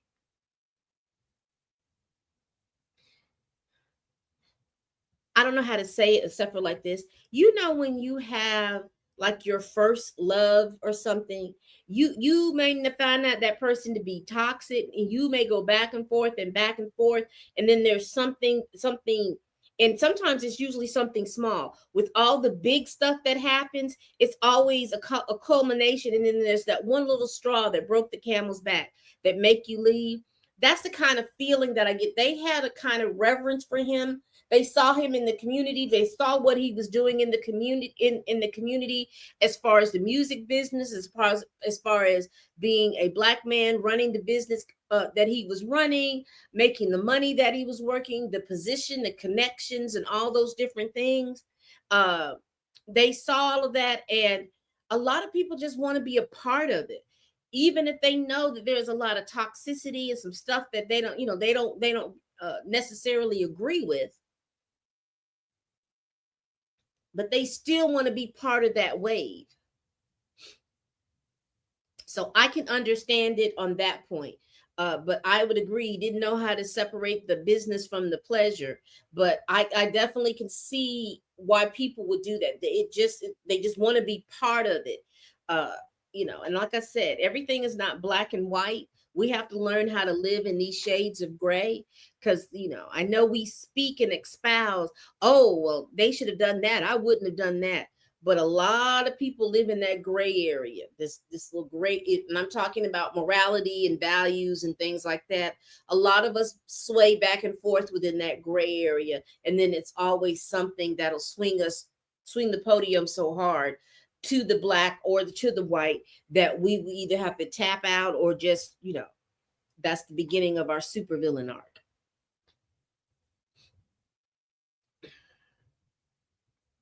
She says, I did learn a lot from Mr. Okay, we've read that. Judge will take a bet. With the jury and witness out, judge on DNA question to Inspector Jimenez. The government objection is overruled. A prosecution. We asked for a little bit longer. We've not been able to eat lunch. We are running ahead of schedule. Our case may be closer to 5 weeks than 6 weeks. So they take a break. All right. So we'll get here, and let's get to CNN to see what they're talking about. Because we talked about the stress-induced alopecia. Capricorn Clark continues to testify about her early employment under Sean Diddy Combs when she was his personal assistant around 2004 to 2006. At one point, a human resource representative from Bad Boy presented Combs with a sheet that calculated what Clark was owed overtime for a 3-month period, she said. He ripped up the paper. In 3 months, she had overtime clocking to $80,000. $80,000. And she said that she only got like 4 hours of sleep. Y'all. At one point, okay, he ripped the paper up, Clark said. She was never compensated for the overtime. Girl, if you don't go back and get your $80,000. When Sean Combs traveled, his rooms were usually reserved under the name Frank Black, Frank White. Capricorn Clark testified. The name Frank Black was a reference to the late rapper and Bad Boy record artist Notorious B.I.G. She said, I would unpack all of his clothes and his shoes and personal belongings and put them in their place, she said. Combs traveled with a toiletry bag containing drugs and a camera box, which had 4 cameras along with the small bottle of baby oil and lube, according to Clark. Clark said that she would also bring candles to provide lighting in the room. After Combs stayed, she would sweep the room for anything left behind. She said that she would sometimes saw damage to the room, including handprints left in oil.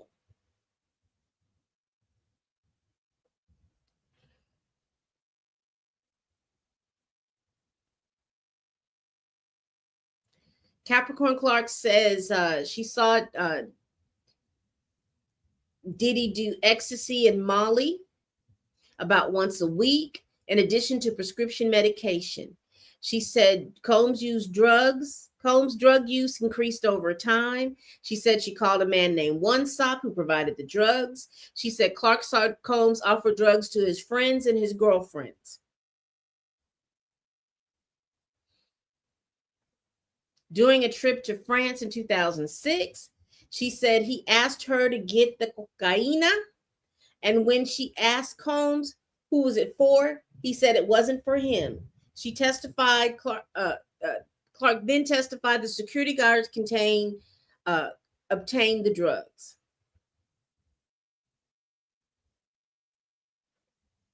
No, they federal cases aren't televised, Courtney. They didn't televise it because there is some law from back in the 1940s that they can't electronically televise these types of things. Now they have an audio from the Supreme Court, but I don't see why they can't televise it, and I don't see why they can't at least play the audio. So we should do some type of petition to pass a law that they should be able to certain federal cases that they should be able to televise.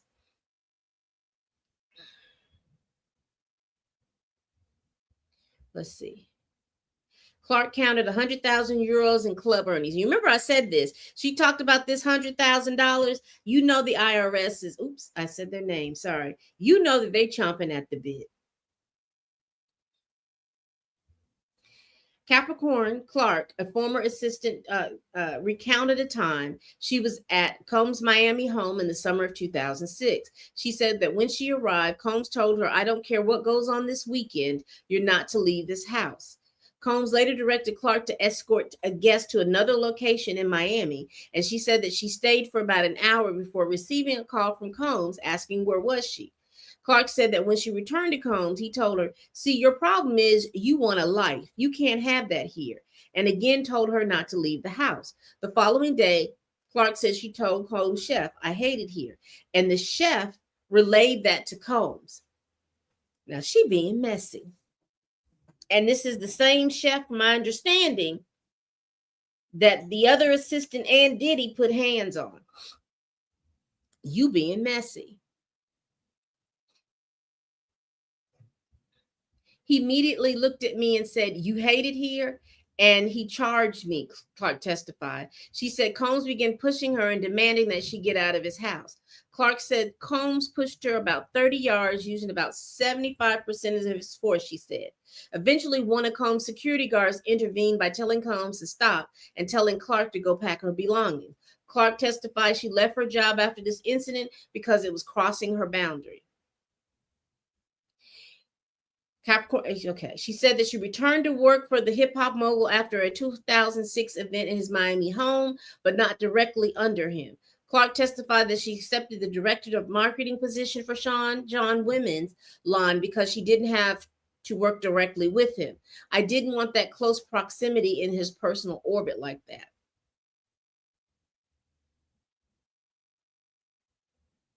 In 2011, Capricorn Clark, a former employee of Diddy, was also managing Cassie Ventura as her creative director.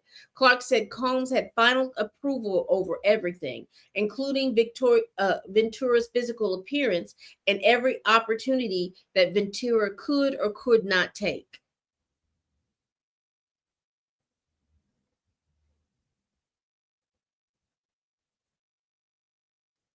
She says, let's see how they put it.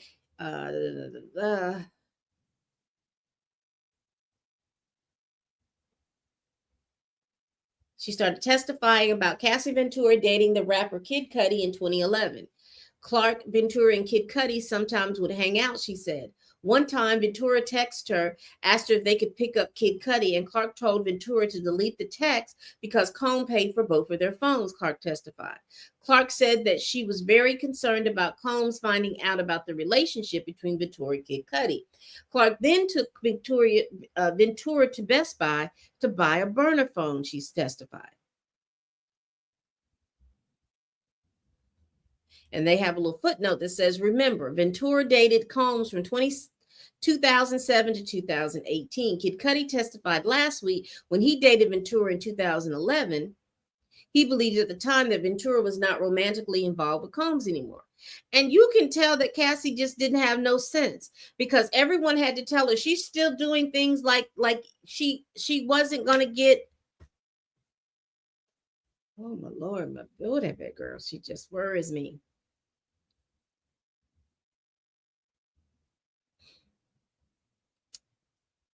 One day in December 2011, Diddy showed up at Capricorn Clark's home banging on her door. According to Clark, she could see through the peephole that Combs' pants were split up the inseam from the knee upward, exposing his underwear. When she opened the door, Clark saw that he was holding a gun and was furious. Combs entered her home. Combs entering her home said, "Why didn't you tell me?" and asked her about Kid Cudi. Clark testified that Combs, still holding the pew-pew, told her, "Get dressed, we're going to prune him from the timeline." And then they just go back over her testimony. She talked about how angry he was. I'm just trying to go through here to see if there's anything different. She says, "I never seen him with the pew-pew before, and I never seen him making me do something like this." She says that she called Ventura, and remember she said that she changed his name. She said she could hear someone yelling, "He's in my house," in the background when they were on the full phone, and Ventura told her it was Cudi. Clark warned Ventura that Kid Cudi was in danger. Capricorn Clark, a former employee, warned Cassie Ventura that Kid Cudi shouldn't face off against Combs. Clark testified. She told Ventura, "Cassie, stop him. He's going to come and get himself pruned from the timeline." Ventura says she couldn't stop him. Clark testified she understood Kid Cudi was on his way to the house. When Combs back got to the car, he asked who Clark had been talking to. He called Ventura's burner phone, which was the last recorded call in the call log. Combs furious said, "Blank, what the F is this number?" A short time later, Cudi pulled up next to Combs' Escalade outside his home and then accelerated away. Combs' vehicle followed pursuit. It felt like forever, but couldn't have been longer than a minute, Clark testified about the pursuit.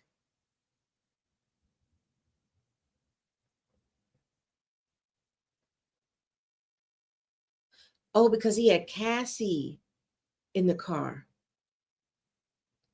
Combs threatened pruning from the timeline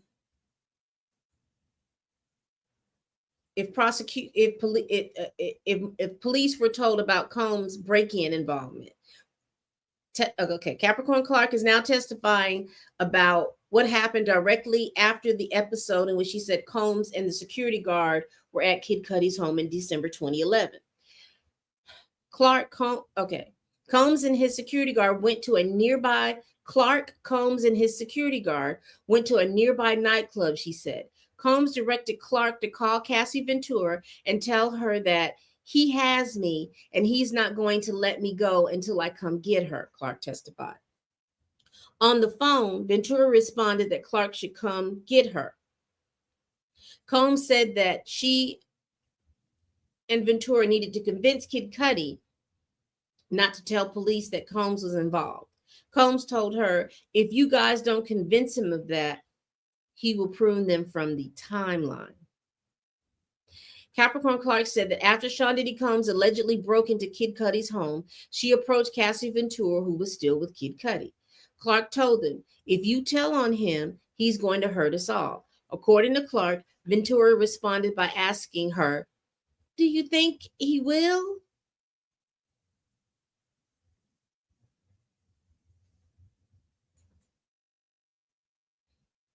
Y'all.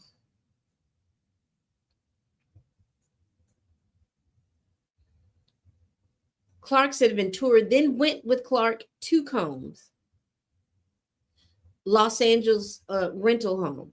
Combs in a robe and underwear and immediately began kicking Cassie. Clark said that she and a security guard stood by as Combs repeatedly kicked her.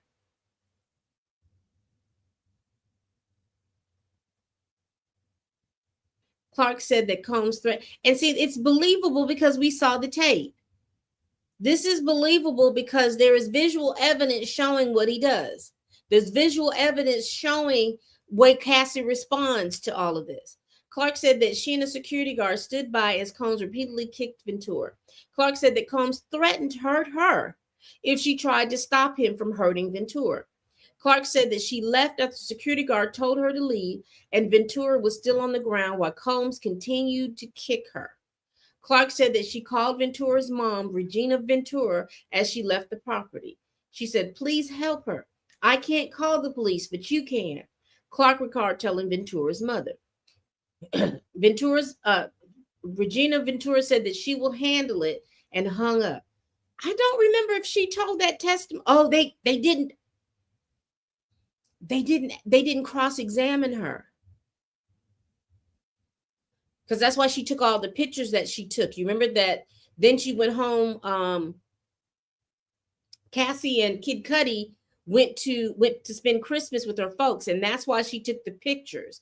So this is the reason why she took the pictures, and the reason why she knew is because Capricorn Clark had called her.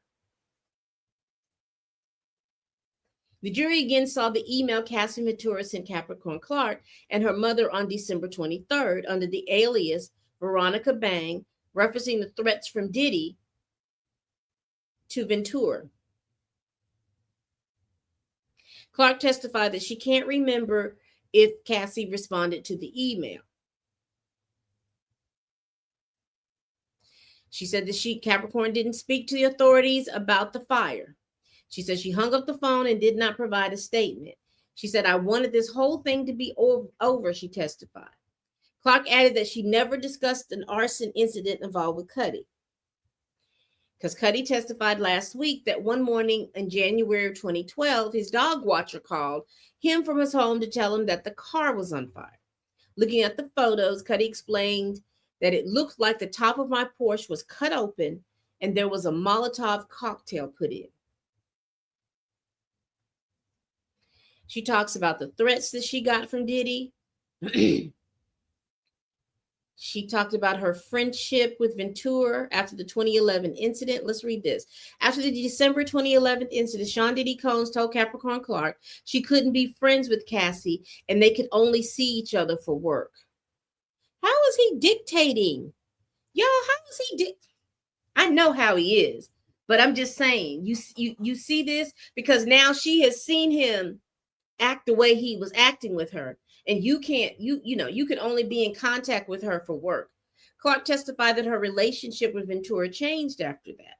Clark also testified in early 2012 she informed someone in human resources, Anne Harv Pierre, the former president of Bad Boy, about the kidnapping incident and how Combs wanted to prune Kid Cudi from the timeline and that he beat Ventura. Pierre just told her, "That's crazy. But it's going to be okay."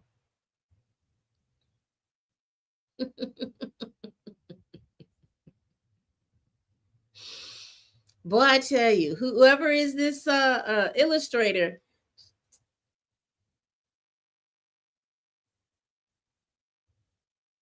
I mean, she's got what's going on the screen. Clark said she was fired in 2012. She said that she was still being sent work while she was on vacation. So she told an HR employee that Sean Diddy Combs was mad at her because she didn't tell him his girlfriend was cheating on him. She was terminated shortly after, she said, accused of improperly taking a vacation. Capricorn said that after she was terminated, Combs told her that I would never work again and that he would show me that all these people weren't my friends and that he would make her prune herself from the timeline. She testified that she received a settlement through Combs' attorney over wrongful termination allegations in the fall of 2012. She did not disclose the amount on the stand. That would be interesting. She said Clark returned to work for Combs in 2016 after not finding other employment. Though she was fired in 2012, she said she returned to work for Sean Diddy Combs as Cassie Ventura. So basically what she's, if I'm reading in between the lines correctly, y'all, he was telling people not to hire her. At that point, she could have gone back to Suge them. She said, Clark reported, okay, she said she hadn't been able to find other work and she wanted to try to get her life back. She testified that Clark reported to Combs and he approved all of Ventura's projects. Clark testified that she noted an increase in Ventura's drug use during this time. Clark left the position in 2018, and that's the last time she said she worked for Ventura.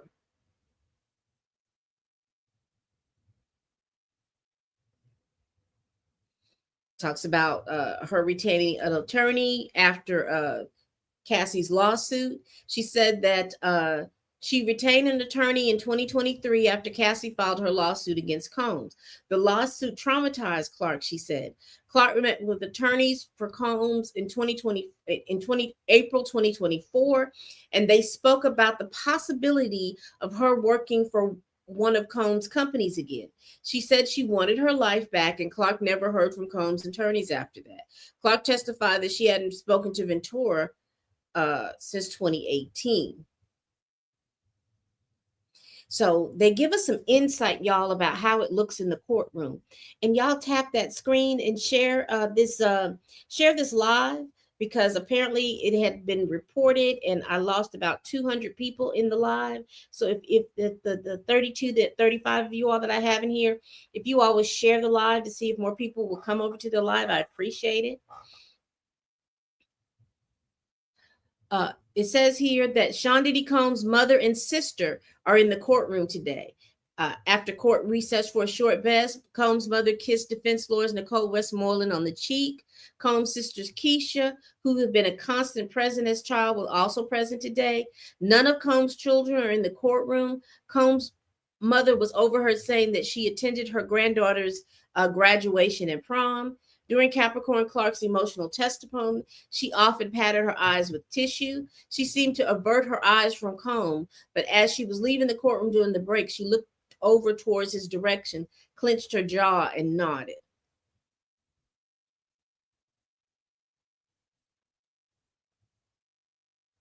And it gives a summary of the three assistants.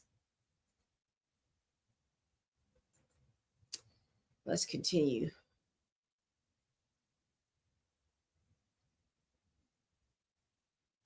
So the defense is just basically saying what they've said, that, you know, she was meeting back with the Combs to try to get her job back.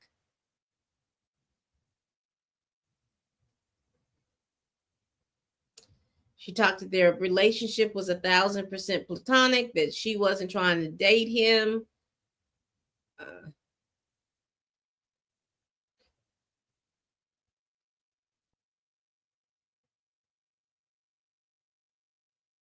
They talked about her past crush.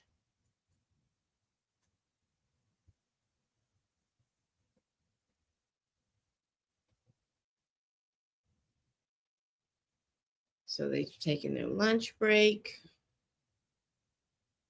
They should be back from lunch. So prosecution. So it looks like the prosecution is getting ready to rest their case pretty soon. So they said their case is shaping up to last 5 weeks instead of the 6 weeks that they originally, because we're basically, if you go from jury selection to now, it's 4 weeks. But we're really we're just starting the 3rd week of testimony. So she's saying that it's looking like 2 more weeks, and then they'll be able to rest their case unless something happens.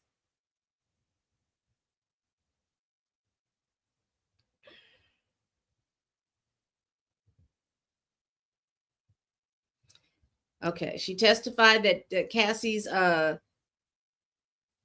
her relationship with Ventura changed over time. She said she testified that she and Cassie started to develop some issues around 2008. She got a little bit more bravado as being his girlfriend the longer it lasted. She went from being more of a sweet model to a feisty girl. Defense attorney Mark Agapinto asked Clark if she thought Ventura was very talented. She said, "I think she has talent." Oh, he's being shady. She testified that Ventura's live performances weren't great. When she returned to work for Ventura in 2016, Clark said her drug use was preventing her from the opportunities that were before her. Because you remember, Cassie testified that she was doing a lot of drugs to try to, for the freak offs, and it took a lot to recover. So it was her full time job at that point to be in the freak offs.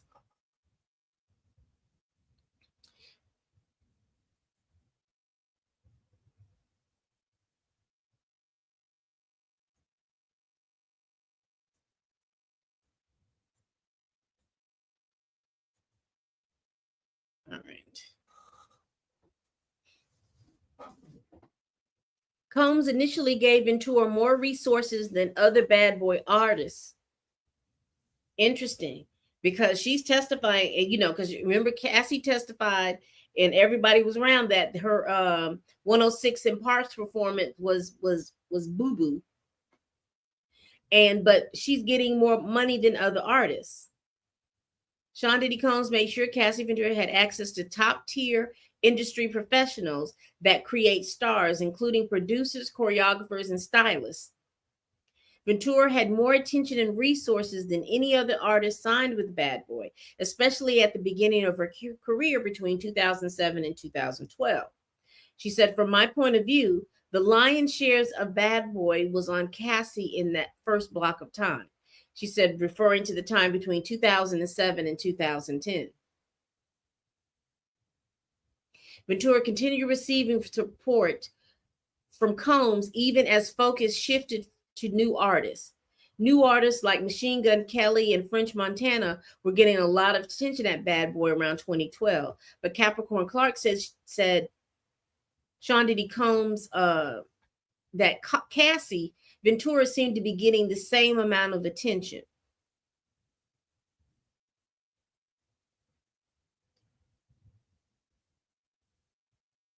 Clark helped to create a new look for Ventura to show off at the MTV Video Music Awards that year that required Ventura to dye her hair a neon yellow. Defense attorney Mark Agnifilo asked Clark to confirm Ventura was on board with the look and had a say in the decision. Clark testified that she presented the idea to Ventura, who liked it, before telling Combs about it. The defense attorney explicitly asked Clark to confirm that Ventura wasn't forced against her will to dye her hair, and Clark did. They asked her about the relationship between Kid Cudi and Cassie. She said she learned that in late 2011. She says Clark denies, so this is 5 minutes ago. Clark denied telling Homeland Security agent that security guard that was with Combs during the alleged 2011 kidnapping. Defense attorney Mark Agnifilo suggests that Capricorn Clark, Sean Diddy Combs' former employee, told an agent from Homeland Security Investigations that Combs came to her door with a building security guard that morning. She says he kidnapped her to go to Kid Cudi's house in December of 2011. On the stand, Clark repeatedly denied, saying that and maintained the security guard was not with Combs. Clark testified that Combs demanded a security guard let him into the building that morning, and that guard was fired thereafter. I don't know what that line of questioning was about, but all right. So we're going to get back into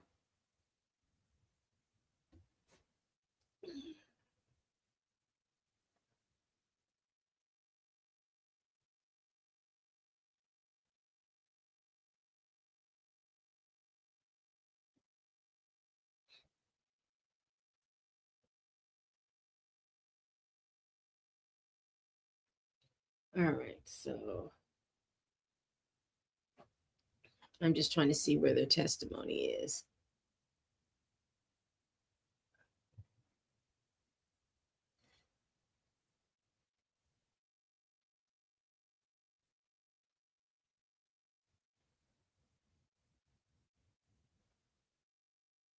So I'm just because some of this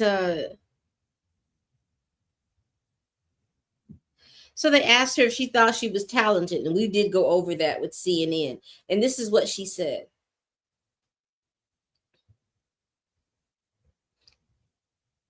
So they said, do you think she was talented? This is Agnifilo asking Capricorn Clark. She had talent and was very beautiful. Agnaphilo, but not talented. Capricorn Clark. She was not. I have a good case. Ooh, child. So she said the quiet part out loud. She don't think that she was talented. Child.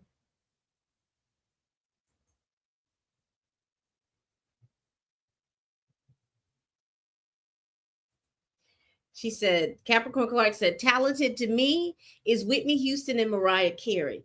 Cassie, she was more of a studio musician. She needed things equal. Auto tune.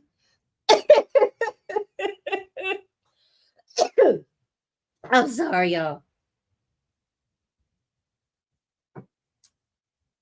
If you watch a lot of anime, there's little thing that says, I need Paulex. And so I'm saying auto tuned. She needed things equalized.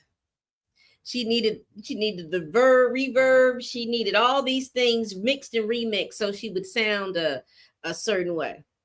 Did she perform live?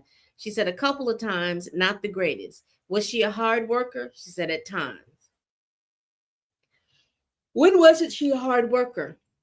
Capricorn. She preferred to be with her boyfriend. When we moved to LA after Kim had the twins 2009ish, I saw her developing more of her relationship with Puff. He supported her, yes, with stylists, other musicians, all the components to make a star. Did she get more help than others? Yes. Young Jock and a group from Atlanta. I developed French Montana. Capricorn. She said, I ran into Cassie. She said she had a new deal with Epic. I dressed her like David Bowie. We did a photo shoot at my house. We wrote a mini movie and shot it for the project. Agnophilia. What about Official Girl? She said, super cute video. King of Hearts. It was fresh. Puff like it. Cassie had a green wig on. Yes. We moved to admit this witness. USA. There is a ceiling issue. You don't remember this email? Capricorn, I don't. So I don't know what they're talking about there.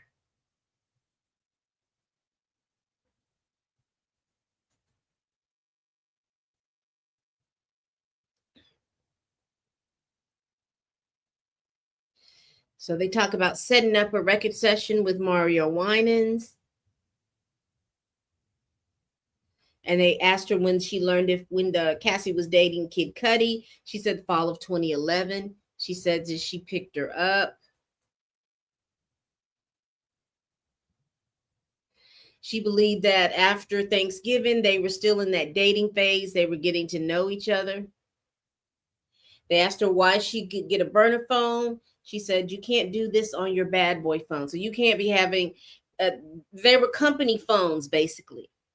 Cassie had a company phone. She didn't have a personal phone. She had a company phone. She says, how do you know about burner phones? Capricorn Clark, I grew up in Los Angeles. Agnofilio, in December 2011, Mr. Combs was at an orphanage in Kazakhstan. She said, I heard it was in Russia. How did Mr. Combs get into your building? She said, I was told the security guard, he got fired. What was his name? Some random security guard. What did he look like? Black guy, younger than 35. What was Mr. Combs doing with the gun? He had it in his hand. He wasn't pointing it at her. She said, no, but you told the government he pointed at you. It says, or waved it around is more correct. Where did you change into street clothes? In my closet. Isn't it true you went so Mr. Combs wouldn't do something stupid? No, I went because he said he didn't care. I didn't want to go. He's a jealous guy. She says he has a bad temper. She said, did you pass the security guard? She says, I saw him in his little hut. Mr. Combs was behind the driver. You made a call? She said, not then. Did you look at Kid Cudi's door to see if they could get through it? Clark, I wasn't really paying attention, but I was so in my head trying to plan my next step. I was praying that Cudi was not in there. Did Cassie have 2 rooms? Okay, so they show Cassie in this neon green wig. It's cute.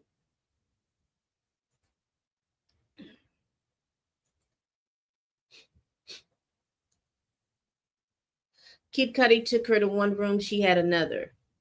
You're 100% that you called and told them Puff had a gun? She said, yes. I said it very quickly. I didn't want Puff to see me on the phone.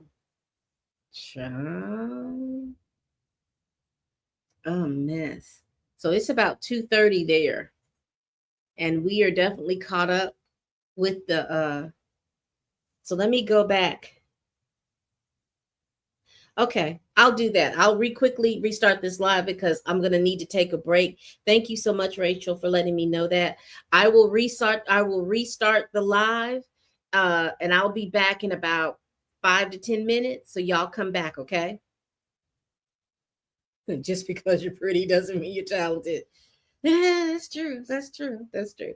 All right. So I'm gonna go ahead and stop the live. I'm gonna come back in about 5 to 10 minutes, 5 minutes. Those of you all that are on YouTube, I'm just going to take a quick break. I'll leave you with some mood music.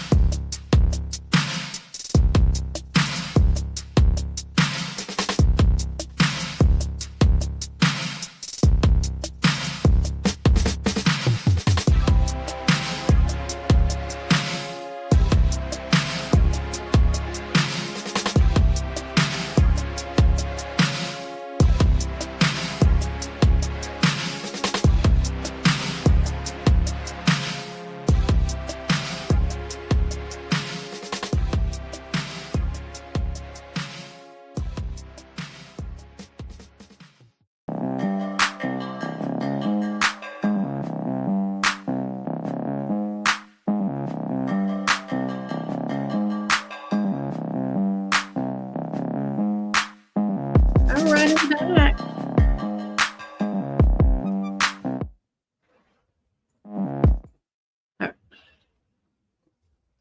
All right. All right. I'm back. I am back. I'm back. That should have given them enough time since we are caught up with the testimony being had. So let's see if there's any more testimony being had.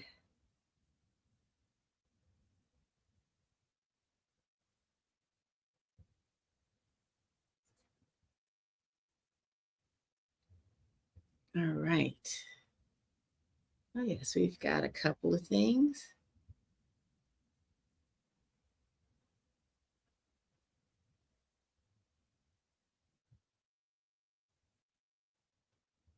All right, so we left off here.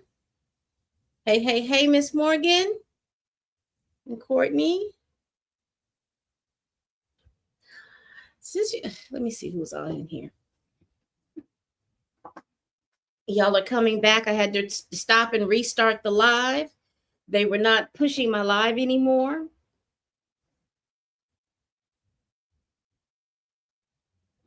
So you all are coming back.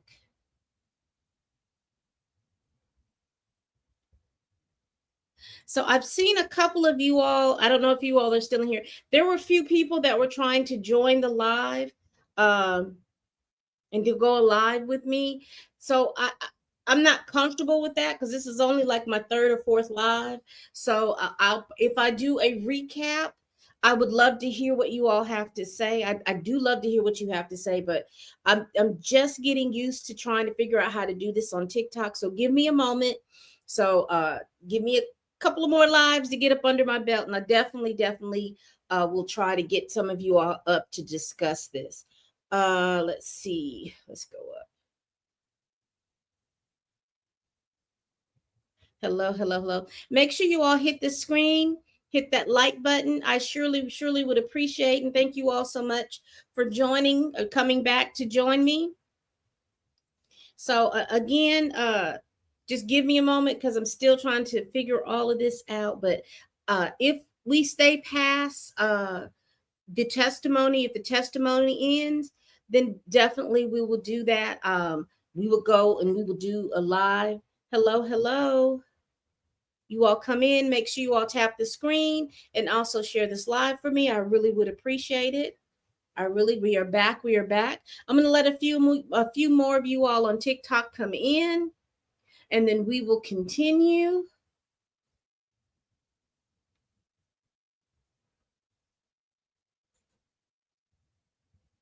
All right. Thank y'all so much for coming back. I really do appreciate it. So let's continue. Capricorn. Okay, let's go back because let's see.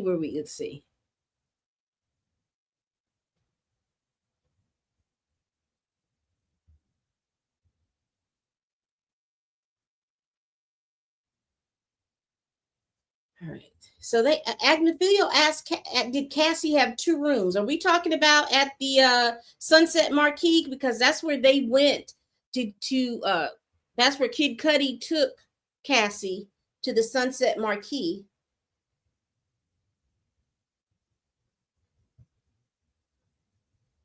Cudi took her to one room. She had another. Okay. Agnifilio, are you 100% that you called and told them Puff had a gun? She said, yes. I said it very quickly. I didn't want Puff to see me on the phone. Did you say that Lauren London was on the phone with you and Cassie and Cudi? Darn it. They trying to drag everybody into this.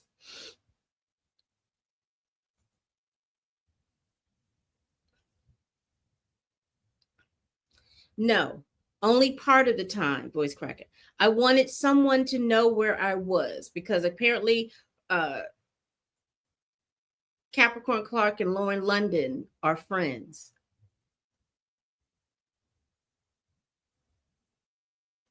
You know how small that circle is? Because just think about it. So you've got Lauren London, you've got Capricorn Clark, you've got Cassie. And they all know Michael B. Jordan. They all know Kid Cudi. Again, Hollywood is what we're learning is that Hollywood is small and Black Hollywood is a little bit smaller. So a lot of people are out here moving and grooving in Hollywood the way that they do. All right, so let's see.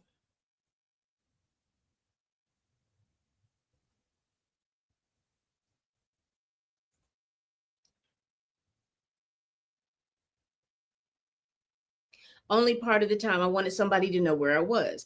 Agnophilia, what did you tell her?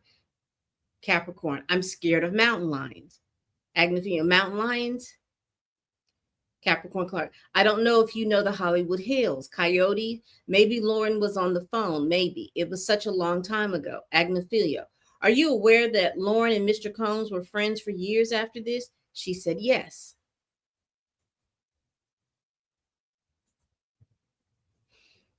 Mm, mm, mm.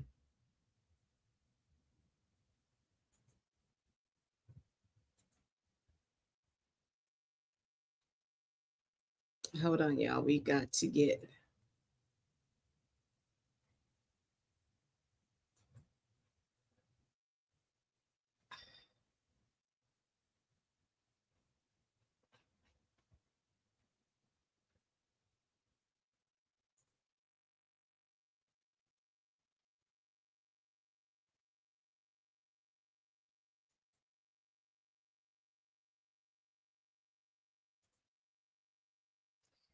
I lost my place, y'all. Give me one moment because that means I've got to go through. That's the thing about getting caught up.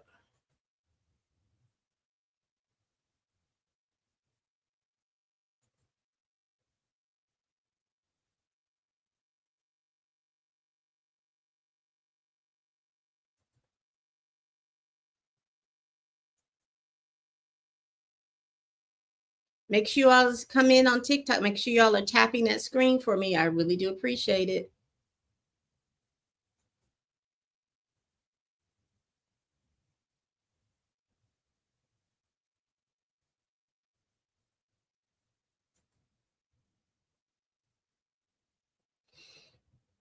It's a lot of testimony we've gone through today. Well, let's see what's going on with CNN.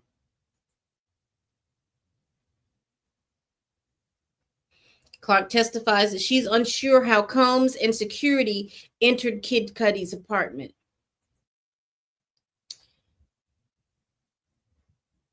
Clark testified that she wasn't sure because their backs were to her and she wasn't paying close attention to what they were doing. I was praying that Cudi wasn't inside, she said.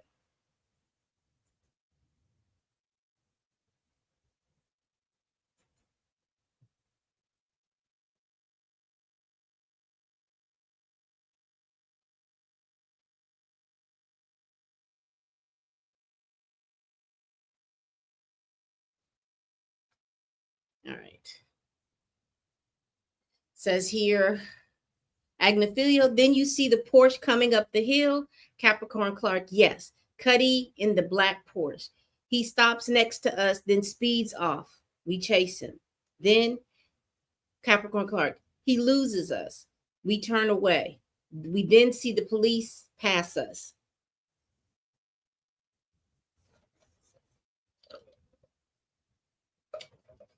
You go to pick up Cassie and go where? Capricorn Clark, Cudi's house. There was ADT there. ADT. You talking about the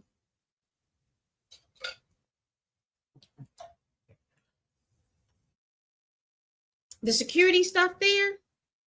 Then you go to Mr. Combs' house and you say, you see Mr. Combs kicking Cassie and even in the street. Capricorn Clark says yes.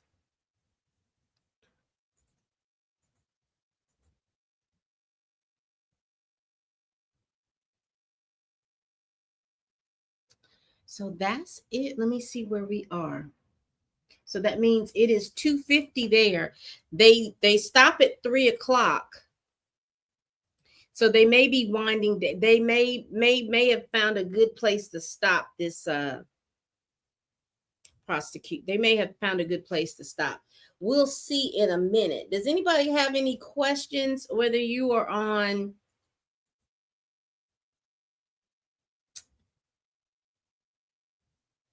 X, Twitch, or YouTube?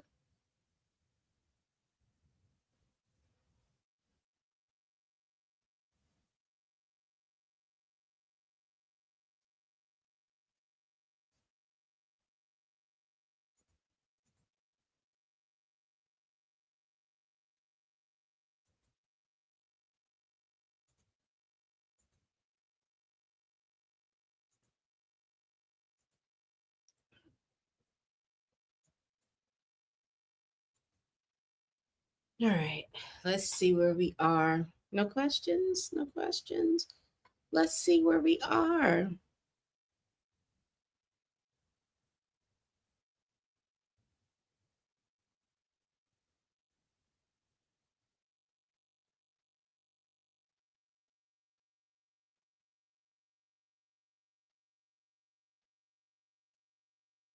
Okay.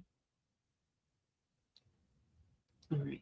So on TikTok, if you want to, because I don't think that there's any more stuff that's going on, if you want to come up as a guest, go ahead and hit that for me.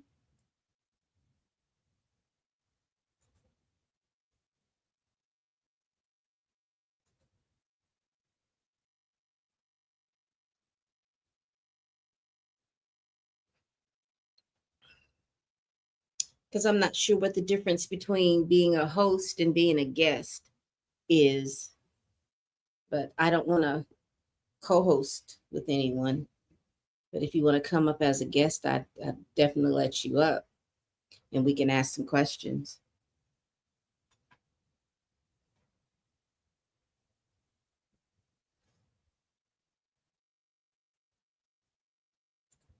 True. And then it's like drama. It's this is if you would have told me this story, Blue Queen TV, and you were telling me this story, I would think it would have been a television show drama, like Power and all of that, if you would have told me this story. But this is real life going on. There's no way in the world that I would have believed all of this stuff.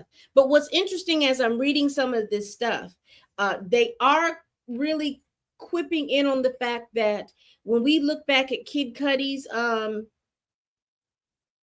testimony, and when we look at Cassie's testimony, they don't mention a firearm. But how could they? They did not see him, and it looks like Kid Cudi didn't get out of the car.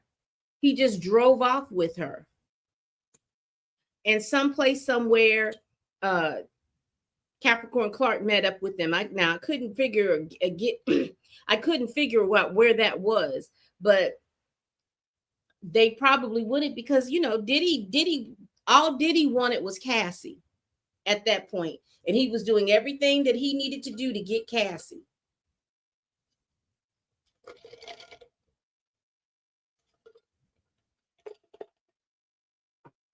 Everything he needed to do to get back Cassie.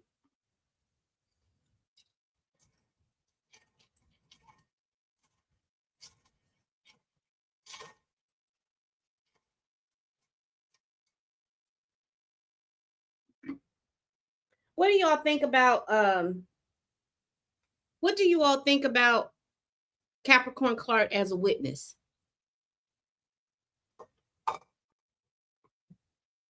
What do you all think about her as a witness? Do you think that she was a good witness so far? Because I think that she gave us a lot of interesting information about Diddy and how he operates, how he, particularly how he threatens his employees, because she's not the first employee that he had made mention that, but you can tell that he doesn't have a healthy relationship around women, because He's calling them the bitchs and being very intimidating towards them. And you notice how he said, yeah, she did back up a lot of stuff that Kid Study said. And you notice how he was like telling Capricorn Clark that she needs to deal with Kid Cudi. Why would she need to deal with Kid Cudi?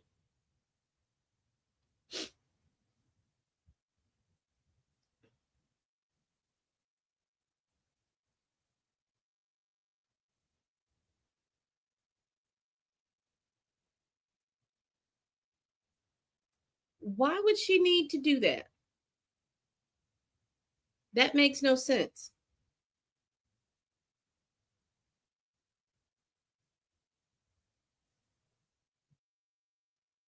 But that's because he's never going to, he's never going to confront somebody like that face on.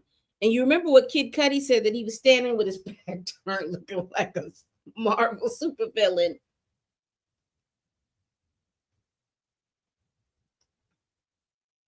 And so now I'm kind of understanding this working environment with Diddy, because she was kept going back and forth, and I'm quite sure that the defense is going to make a big deal about that, about her going back and forth to Diddy.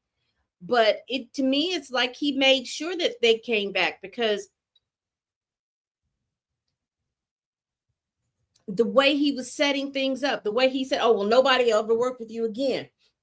Why does he have all that smoke like that?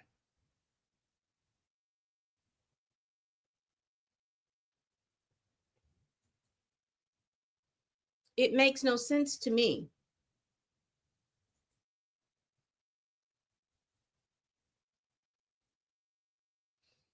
All right, so we've got a couple more pieces in here. They're still cross-examining her. It says here, you hung up on the fire inspector, Capricorn Clark. I did. When you were on vacation, it was with who? Clark, Rihanna. She was on vacation with Riri. I hope, shoot, you better call Riri at Fenty over there to get you a job, girl. Don't do that. Don't do that.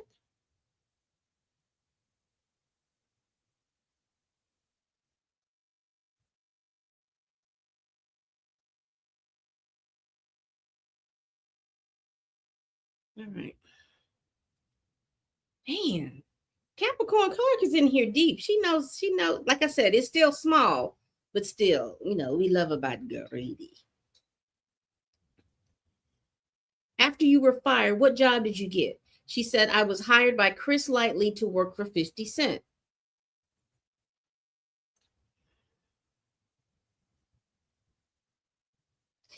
Is it me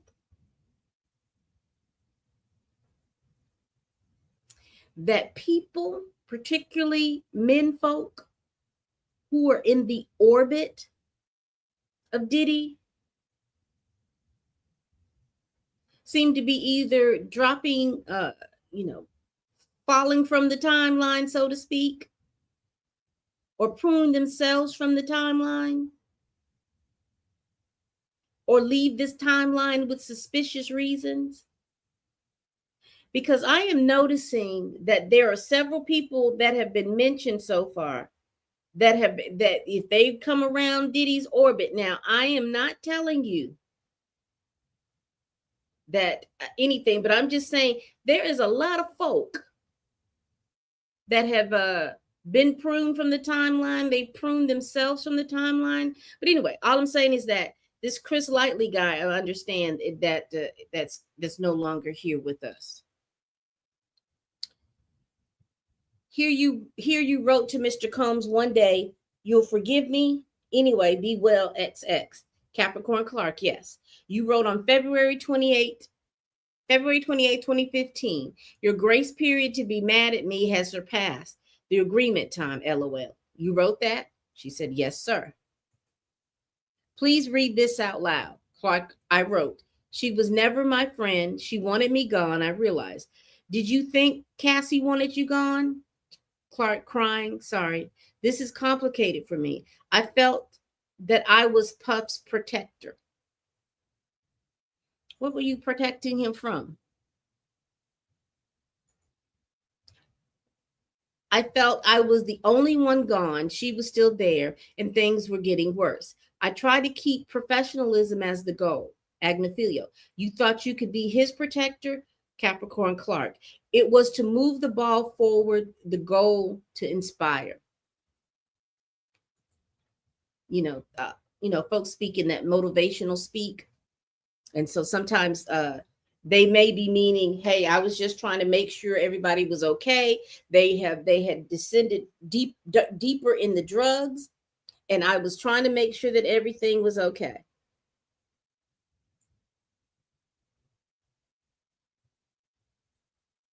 There was no reason to try to protect him.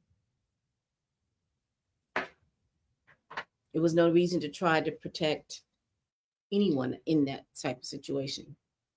She should have been you go on vacation with bad girl Riri. You should have been trying to see if you could get a job with bad girl Riri.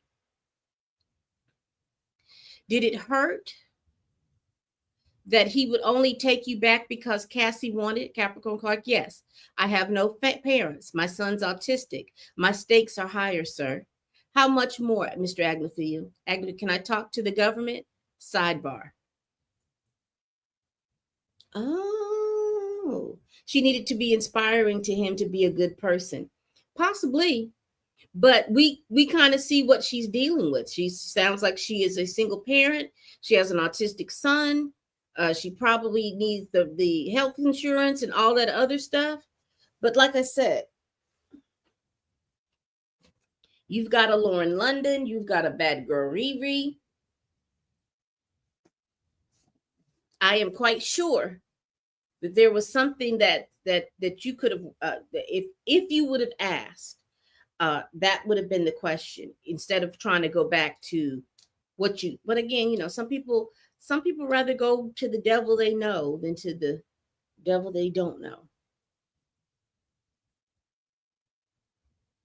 But I with this type of situation, with my mind, and knowing that they keep hiring and firing you, they owe you 80,000, 80K, and they're not trying to give you your money.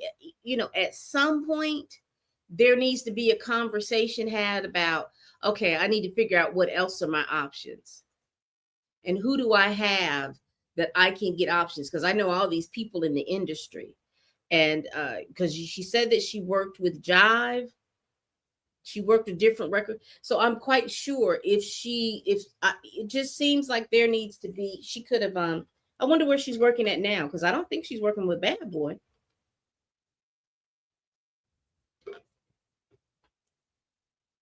Interesting.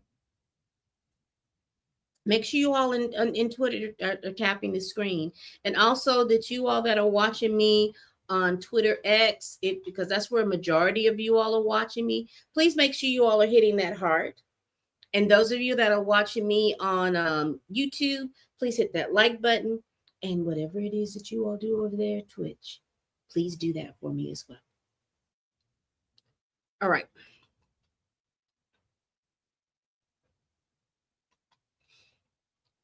Seems like there's still. And what's so sad is that she tried to help Cassie out, or she tried to give Cassie some talk with the burner phones and stuff like that. But it's like, why didn't you leave the burner phone at the house? Why did you bring the burner phone with you, knowing that he goes through your stuff?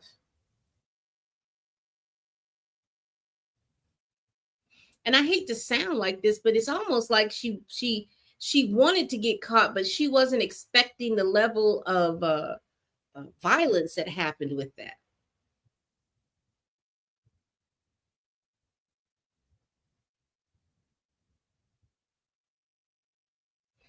Okay, so they're back. So Agnifilio says that they've just got a few more minutes and we'll get you out today. All right. Capricorn Clark said, thank you. She says, you did a lot of great work with Cassie between 2016 and 2017, right? Capricorn Clark, I believe so.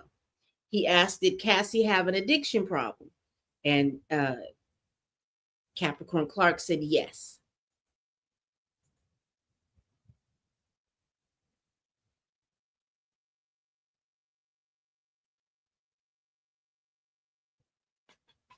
And it's again, we're caught up, so it's going to take a minute.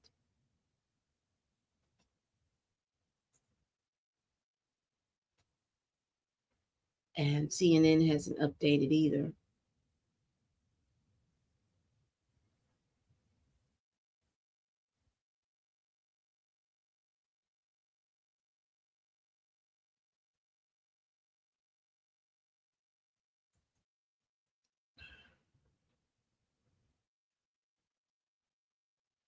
All right, so let's see.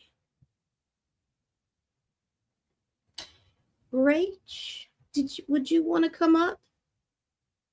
Just let me know.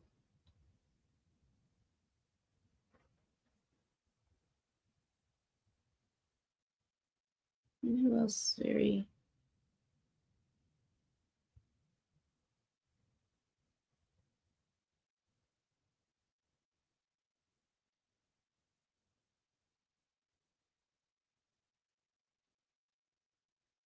Okay. I think pretty much most of my audience is listening from work because I keep getting these interruptions of people that want me to join and host with them, but I've never seen these people before. I haven't seen them, so I don't know exactly what all that means, and I don't want my live to be forsaken for someone else's live. And I don't know if that's the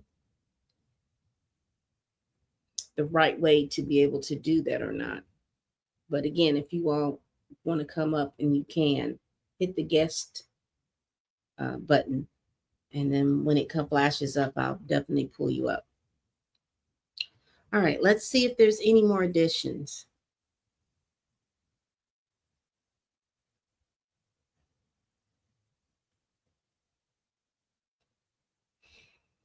So they have a picture showing Capricorn, Clark, Cassie, and Lauren London.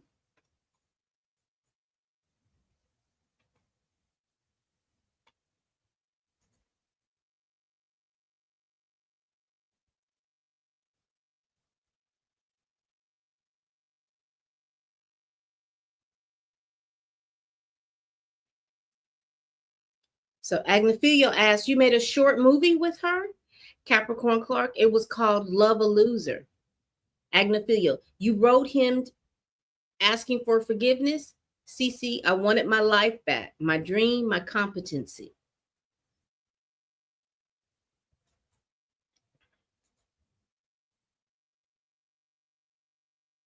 When you met with me, you wanted to work for him, right? Clark, we discussed it.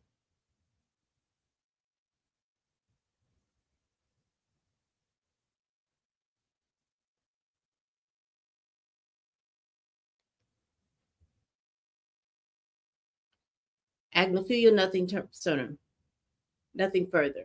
Judge Ms. Steiner. So it's, the defense rests, and so they're going back to redirect with the prosecution. And the prosecution asked, how much was Mr. Combs required to pay you? And then there was a sidebar.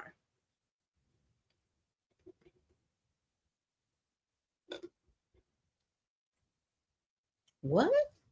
Diddy was messing with some elite guys and made threats to expose with tape, so they took them.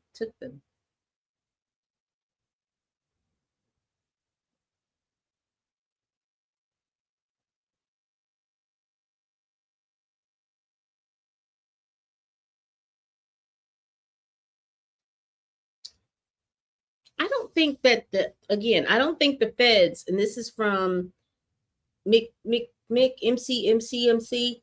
I don't think that lawsuit with the Diageo is what sparked the feds. I don't think that. I think Cassie's lawsuit sparked the feds because everything that they came in when they did their indictment, that is where they pulled from. And I think that they pulled from a couple of other lawsuits, particularly those earlier lawsuits. I don't think his I mean, I know that's a that's what we'd like to believe because all of this is so salacious. And thank you for the follow.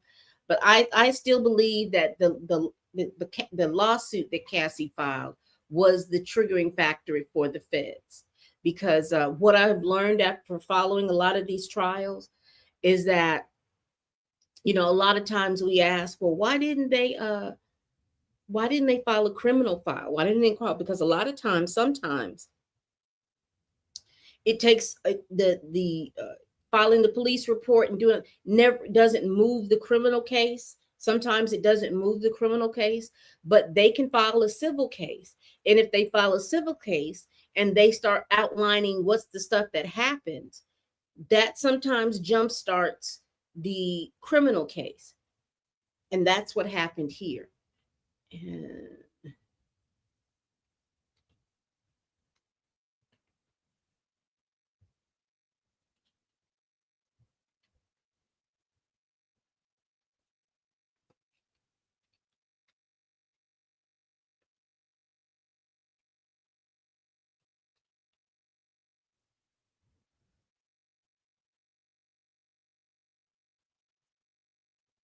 And so it says here that they settled the lawsuit in January 2024. So this was way before the feds started the investigation.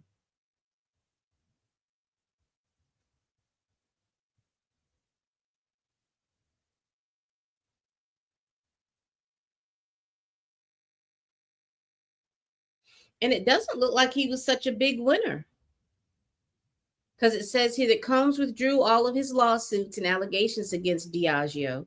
It says here Diageo became the sole owner of Ciroc and De Leon, and those were his two liquor brands. And so, did they pay him a good lump sum of money?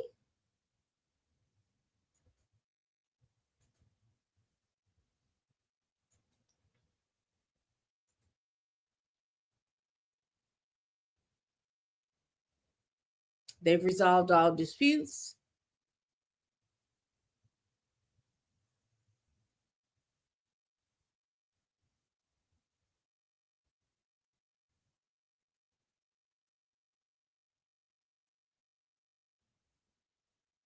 Says Diageo and Mr. Combs have, because there was a statement, have no ongoing business relationship either with respect to Ciroc vodka or De Leon tequila, which Diageo now solely owns. So he's and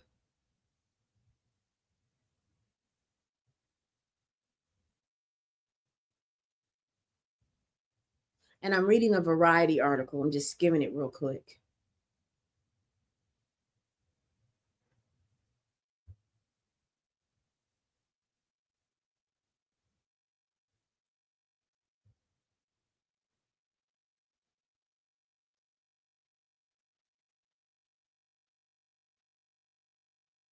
So he owned it from 2007, and then Diageo co-owned Ciroc in 2013.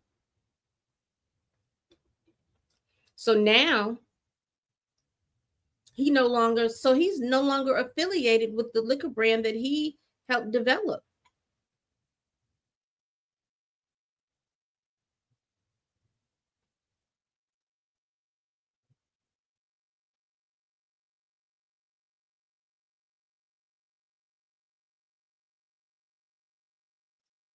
And they said that he refused to honor some commitments. Now, what those commitments are, I don't know. But I don't think that, yeah, they pretty much won. MC. They pretty much won. So I don't see them then calling the feds on them. It wouldn't make any sense because they won the deal. Interesting. And thanks. I appreciate that little sidebar because so it says here, when you met with me, you wanted to work. Okay, so they were doing the sidebar. So let's see if they come back from the sidebar.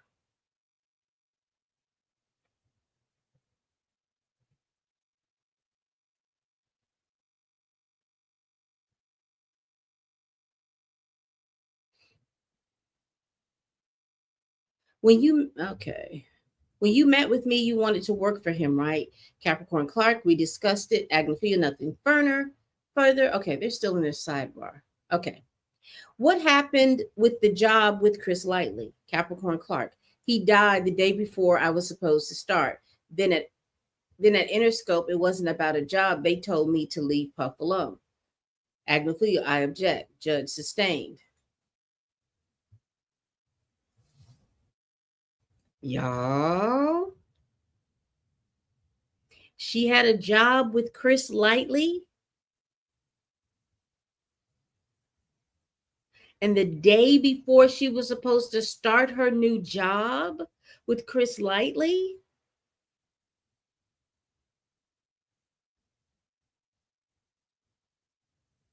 Let me make sure because I don't want to spout out anything.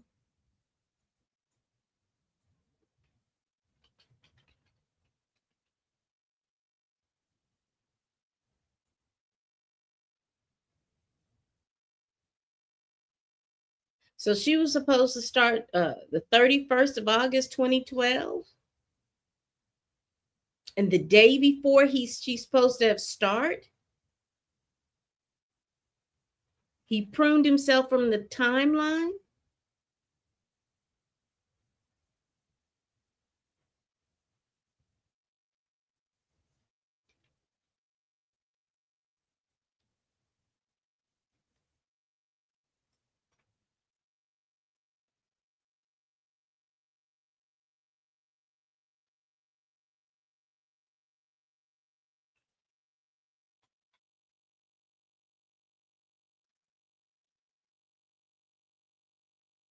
Now, Chris Lightly was the manager for Sean Combs and plenty other artists. Nas, Missy Elliott, LL Cool J, Noriega, Prodigy, 50 Cent, Mariah Carey.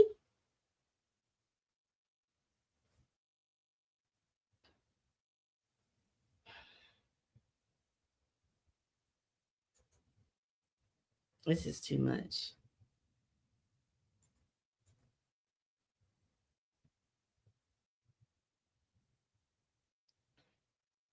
Okay, they're back. Capricorn Clark. I was blacklisted. Agnothiel is objection.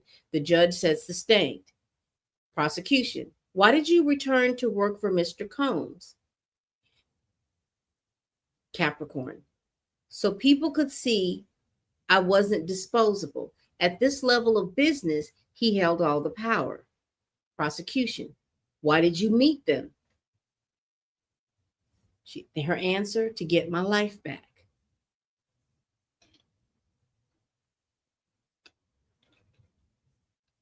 And so let's kind of just go back through her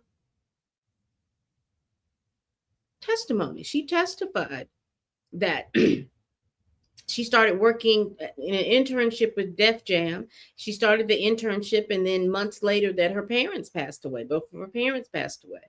And so now she's working. She's a person that, as folks would say, she got it out of the mud. She was working. She did really good. She moved up the ladder. She did everything she did. Her pay didn't reflect her move, but she talked about, that she was a good hard worker. And you remember I told you before, she was on that documentary or that reality show talking about being an executive assistant and what it talks. So she had the chops to be able to do it. But again, as Blue Queen TV over here on YouTube said, Puff had a problem separating personal and work, and he treated some of his employees, and as I'm seeing this go on, he's treating some of his employees, Cassie, Capricorn, with some disrespect, a lot of disrespect. And I know people are like, employee, how is Cassie his employee? She was signed to a 10-album deal. Her job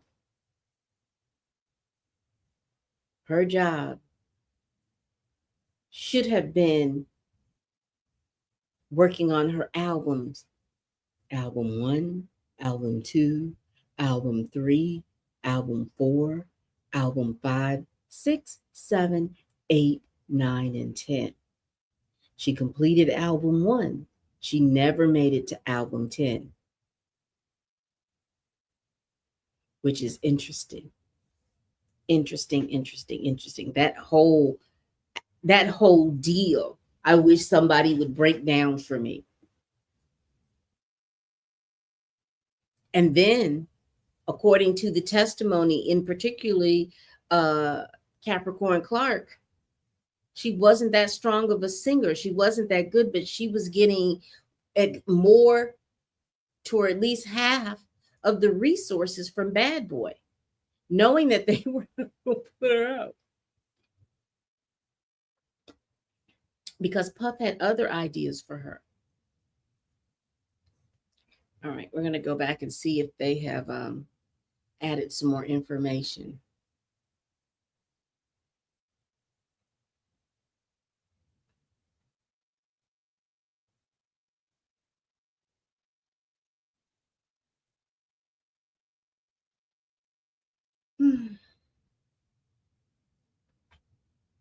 We got 2 updates with CNN.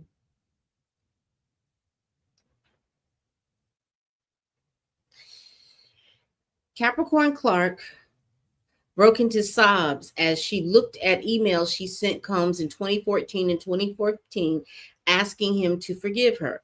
She testified earlier in the day that although she was officially fired in 2012 over a vacation she took, she believed Combs actually fired her because he was upset about her knowledge of Cassie Ventura's relationship with Kid Cudi. She said she felt like she was a protector for Combs and he didn't have anyone looking out for him without her on staff. I don't think that to be true because, again, he had those security guards that were there. And I don't know how she thought she was looking out for her when he was bullying her, or when she didn't even return back to the place after he sent her someplace. So I don't know how she would feel like she was his protector. I guess she meant as far as his descent into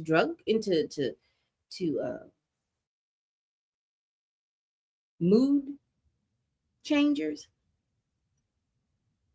illegal mood changers. That email is me pleading like, dude, let it go, she said. Clark through tears. She said she was hurt because she believed at the time that Ventura wanted her fired. Interesting. It also bothered her, Clark said, that she believed Combs only hired her again in 2016 because Ventura wanted to work with her.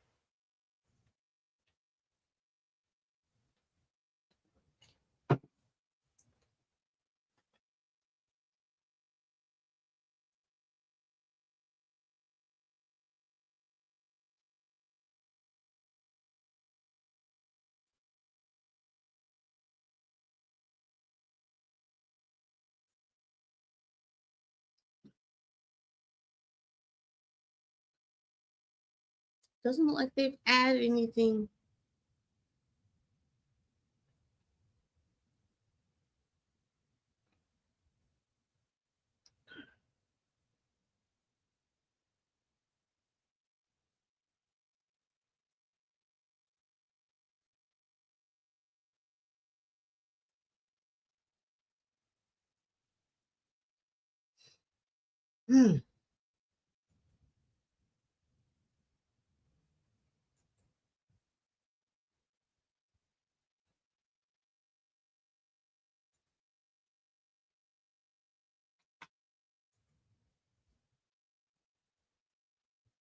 I'm just refreshing to see if anything else has come through. Nothing else has come through. Hold on. Under redirect examination, former Sean Diddy Combs employee Capricorn Clark said that the settlement she reached with Combs after her 2012 firing required mutual non-disparagement and that Combs signed a letter of recommendation for Clark. Combs never signed that recommendation letter, she testified. Clark couldn't get a job in the industry after that, she said. Just slow down. She also said in a meeting that she thought it was about possible employment with executives from Interscope Records. They told her to leave Combs alone and it wouldn't end well for her.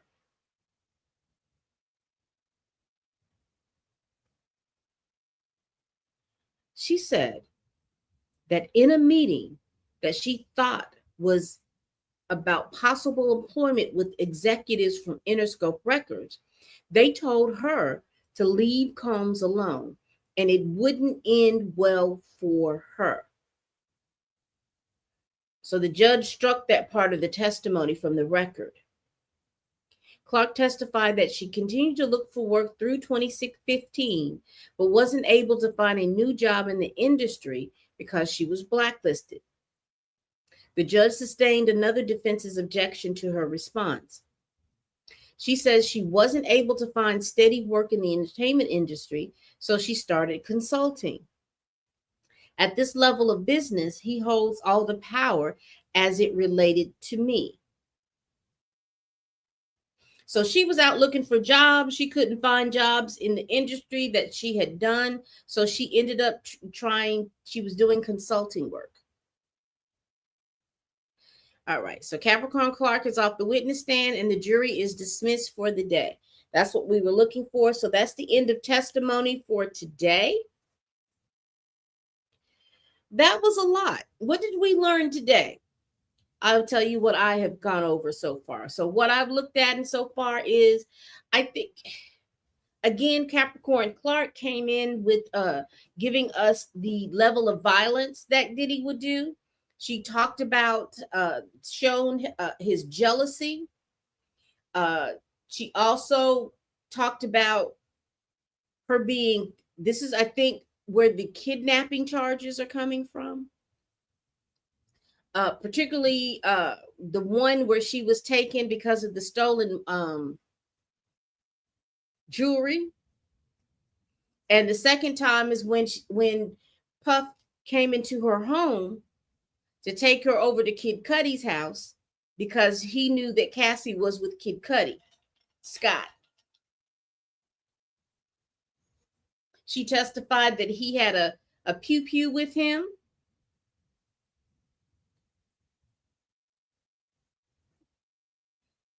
He didn't point it at her, but he did wave it around as a suggestion to let her know that he had it and he possibly would use it.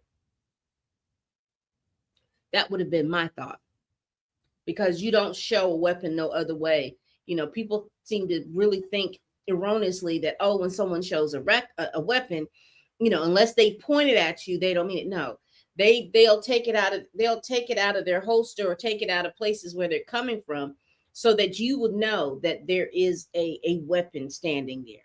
And knowing that if they take it out, because you don't take out a weapon unless you plan on using it. And so that would have shown me that you were planning on using that weapon against me. So she testified to that. She testified to the mood enhancement agents that Cassie and Diddy were using and the descent that they were going through using more.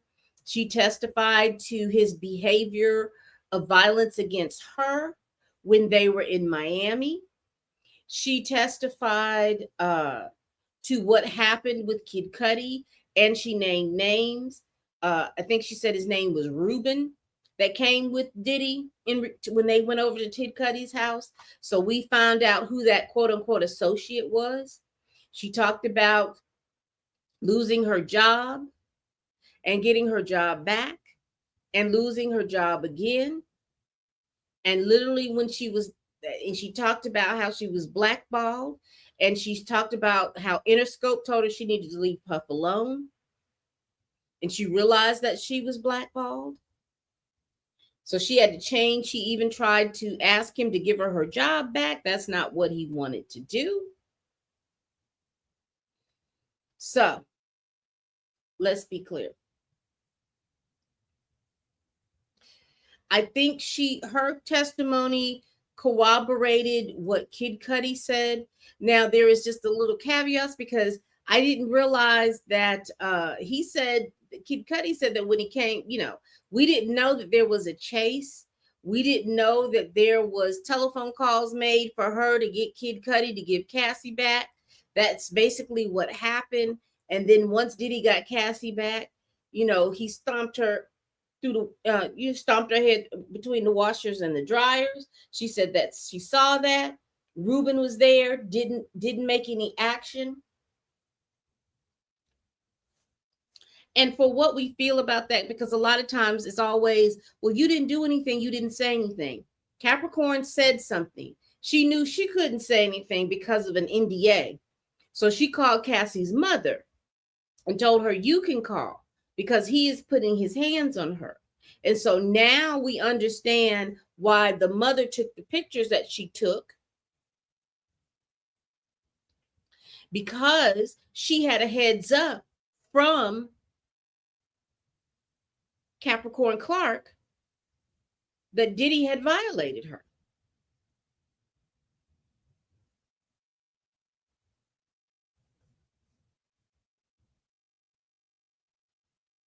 Now, where I don't see at this point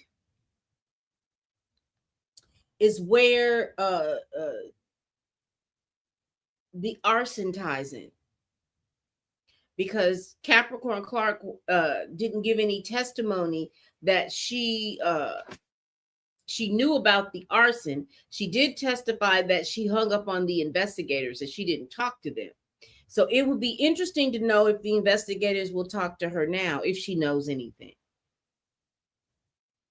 Because from what my understanding, it's still an open investigation, right?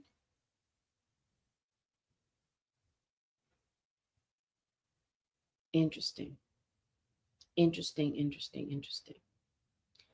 All right. We'll be back here tomorrow, 11:30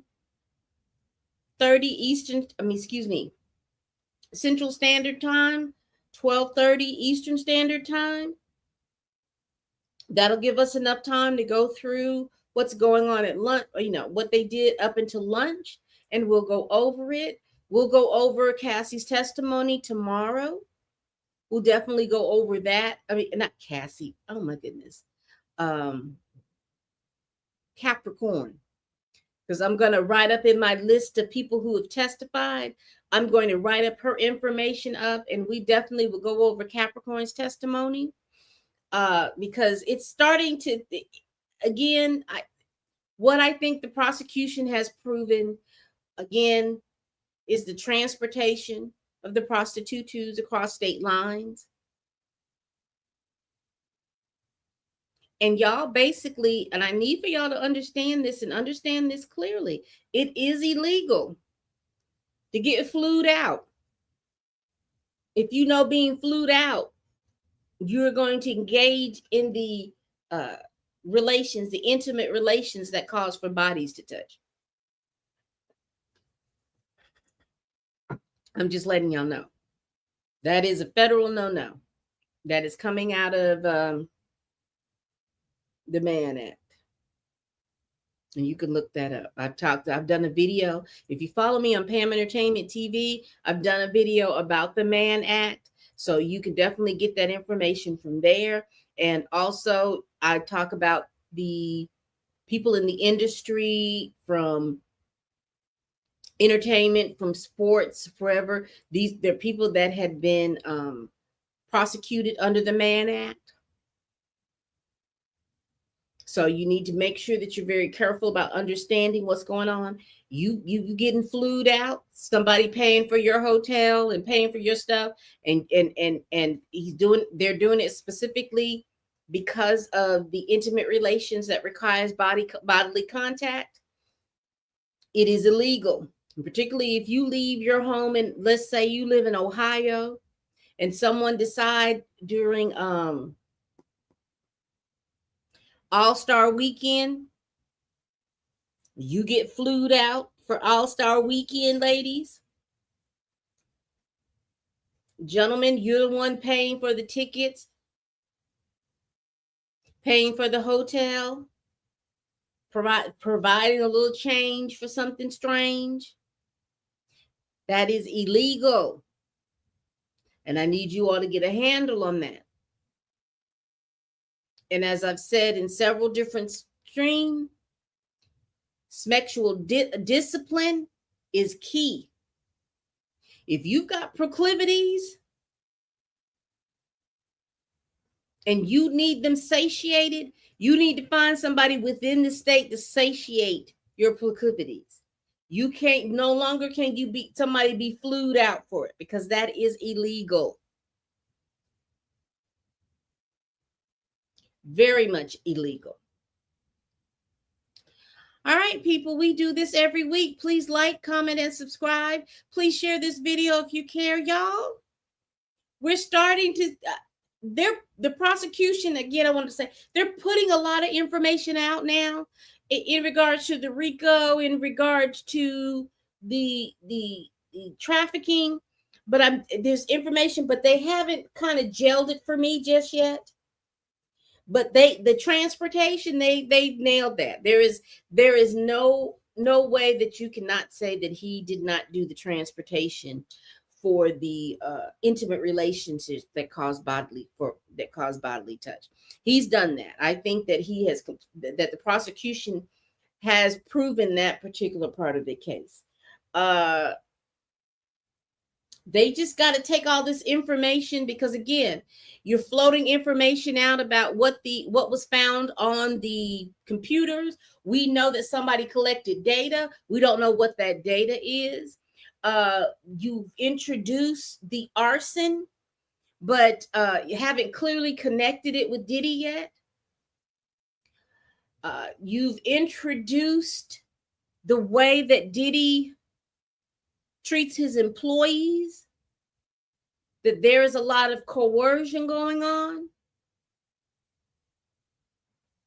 And they're using the funds, because if you find the receipts that show that that person who was doing the lie detector test was paid, you've kind of connected some of this coercion or shown coercion. But I think that at this point, if you're going to be doing the arson, you need to get somebody in there that's going to connect that. I need to know what's going on with that ADT software, as to why there was, did it record the person moving the video, something like that? Do we have a recording of anything like that? It's time. So we're technically in the third week. We're going into the third week of testimony. So at some point in this time, I'm expecting to see you connecting this arson with Diddy. I'm wanting to see the connection of the trafficking, because remember, it just takes a couple of those things. Because if I was on the jury, I need to see the connection. You've already gotten me again. You've already got me on the transportation. If I was on the jury, I believe that he's guilty of that. But I'm still trying to figure out the tie-in with the trafficking and what you're going to do about the arson. Now, I do believe in the bribery as well. Let me back up. The bribery that's going on, listen. Yes. I think that the bribery, you talk about with the Intercontinental, he talked about the bribery.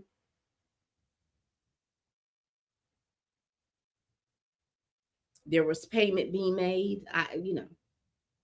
I'm okay with that. I think that I can understand a leap with that, with the bribery. But I need a little bit more connection. I need that just little piece that's going to connect this to that. And so at this point, like I said, I don't know.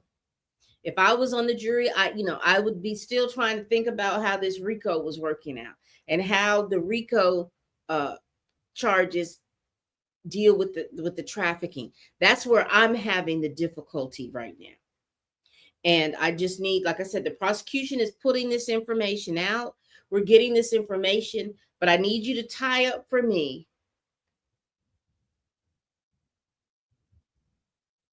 this computer expert. Why was he important to bring in now? What is he going to show? Because one thing that most of these witnesses have confirmed is, again, that Diddy is a violent person. And if we're not familiar, that violence can be seen as coercion. Again, he's not being charged with being with DV, but the usage of the violence can be used as the coercion. So I'm just wanting them to piece it a little bit, because if I'm confused, I'm assuming that the jury is confused. All right, people. We do this every week. Please like, comment, and subscribe. Excuse me. Please share this video if you care, y'all. Please tell a friend, tell a kin, tell a coworker. Tell that heifer that you can't stand that I'm over here making these videos. And as always, people, bye-bye. So bye-bye on YouTube, Twitter X, Twitch, and TikTok. I'll see you all tomorrow, 11:30 Central Standard Time, 12:30 Eastern Standard Time. Bye-bye.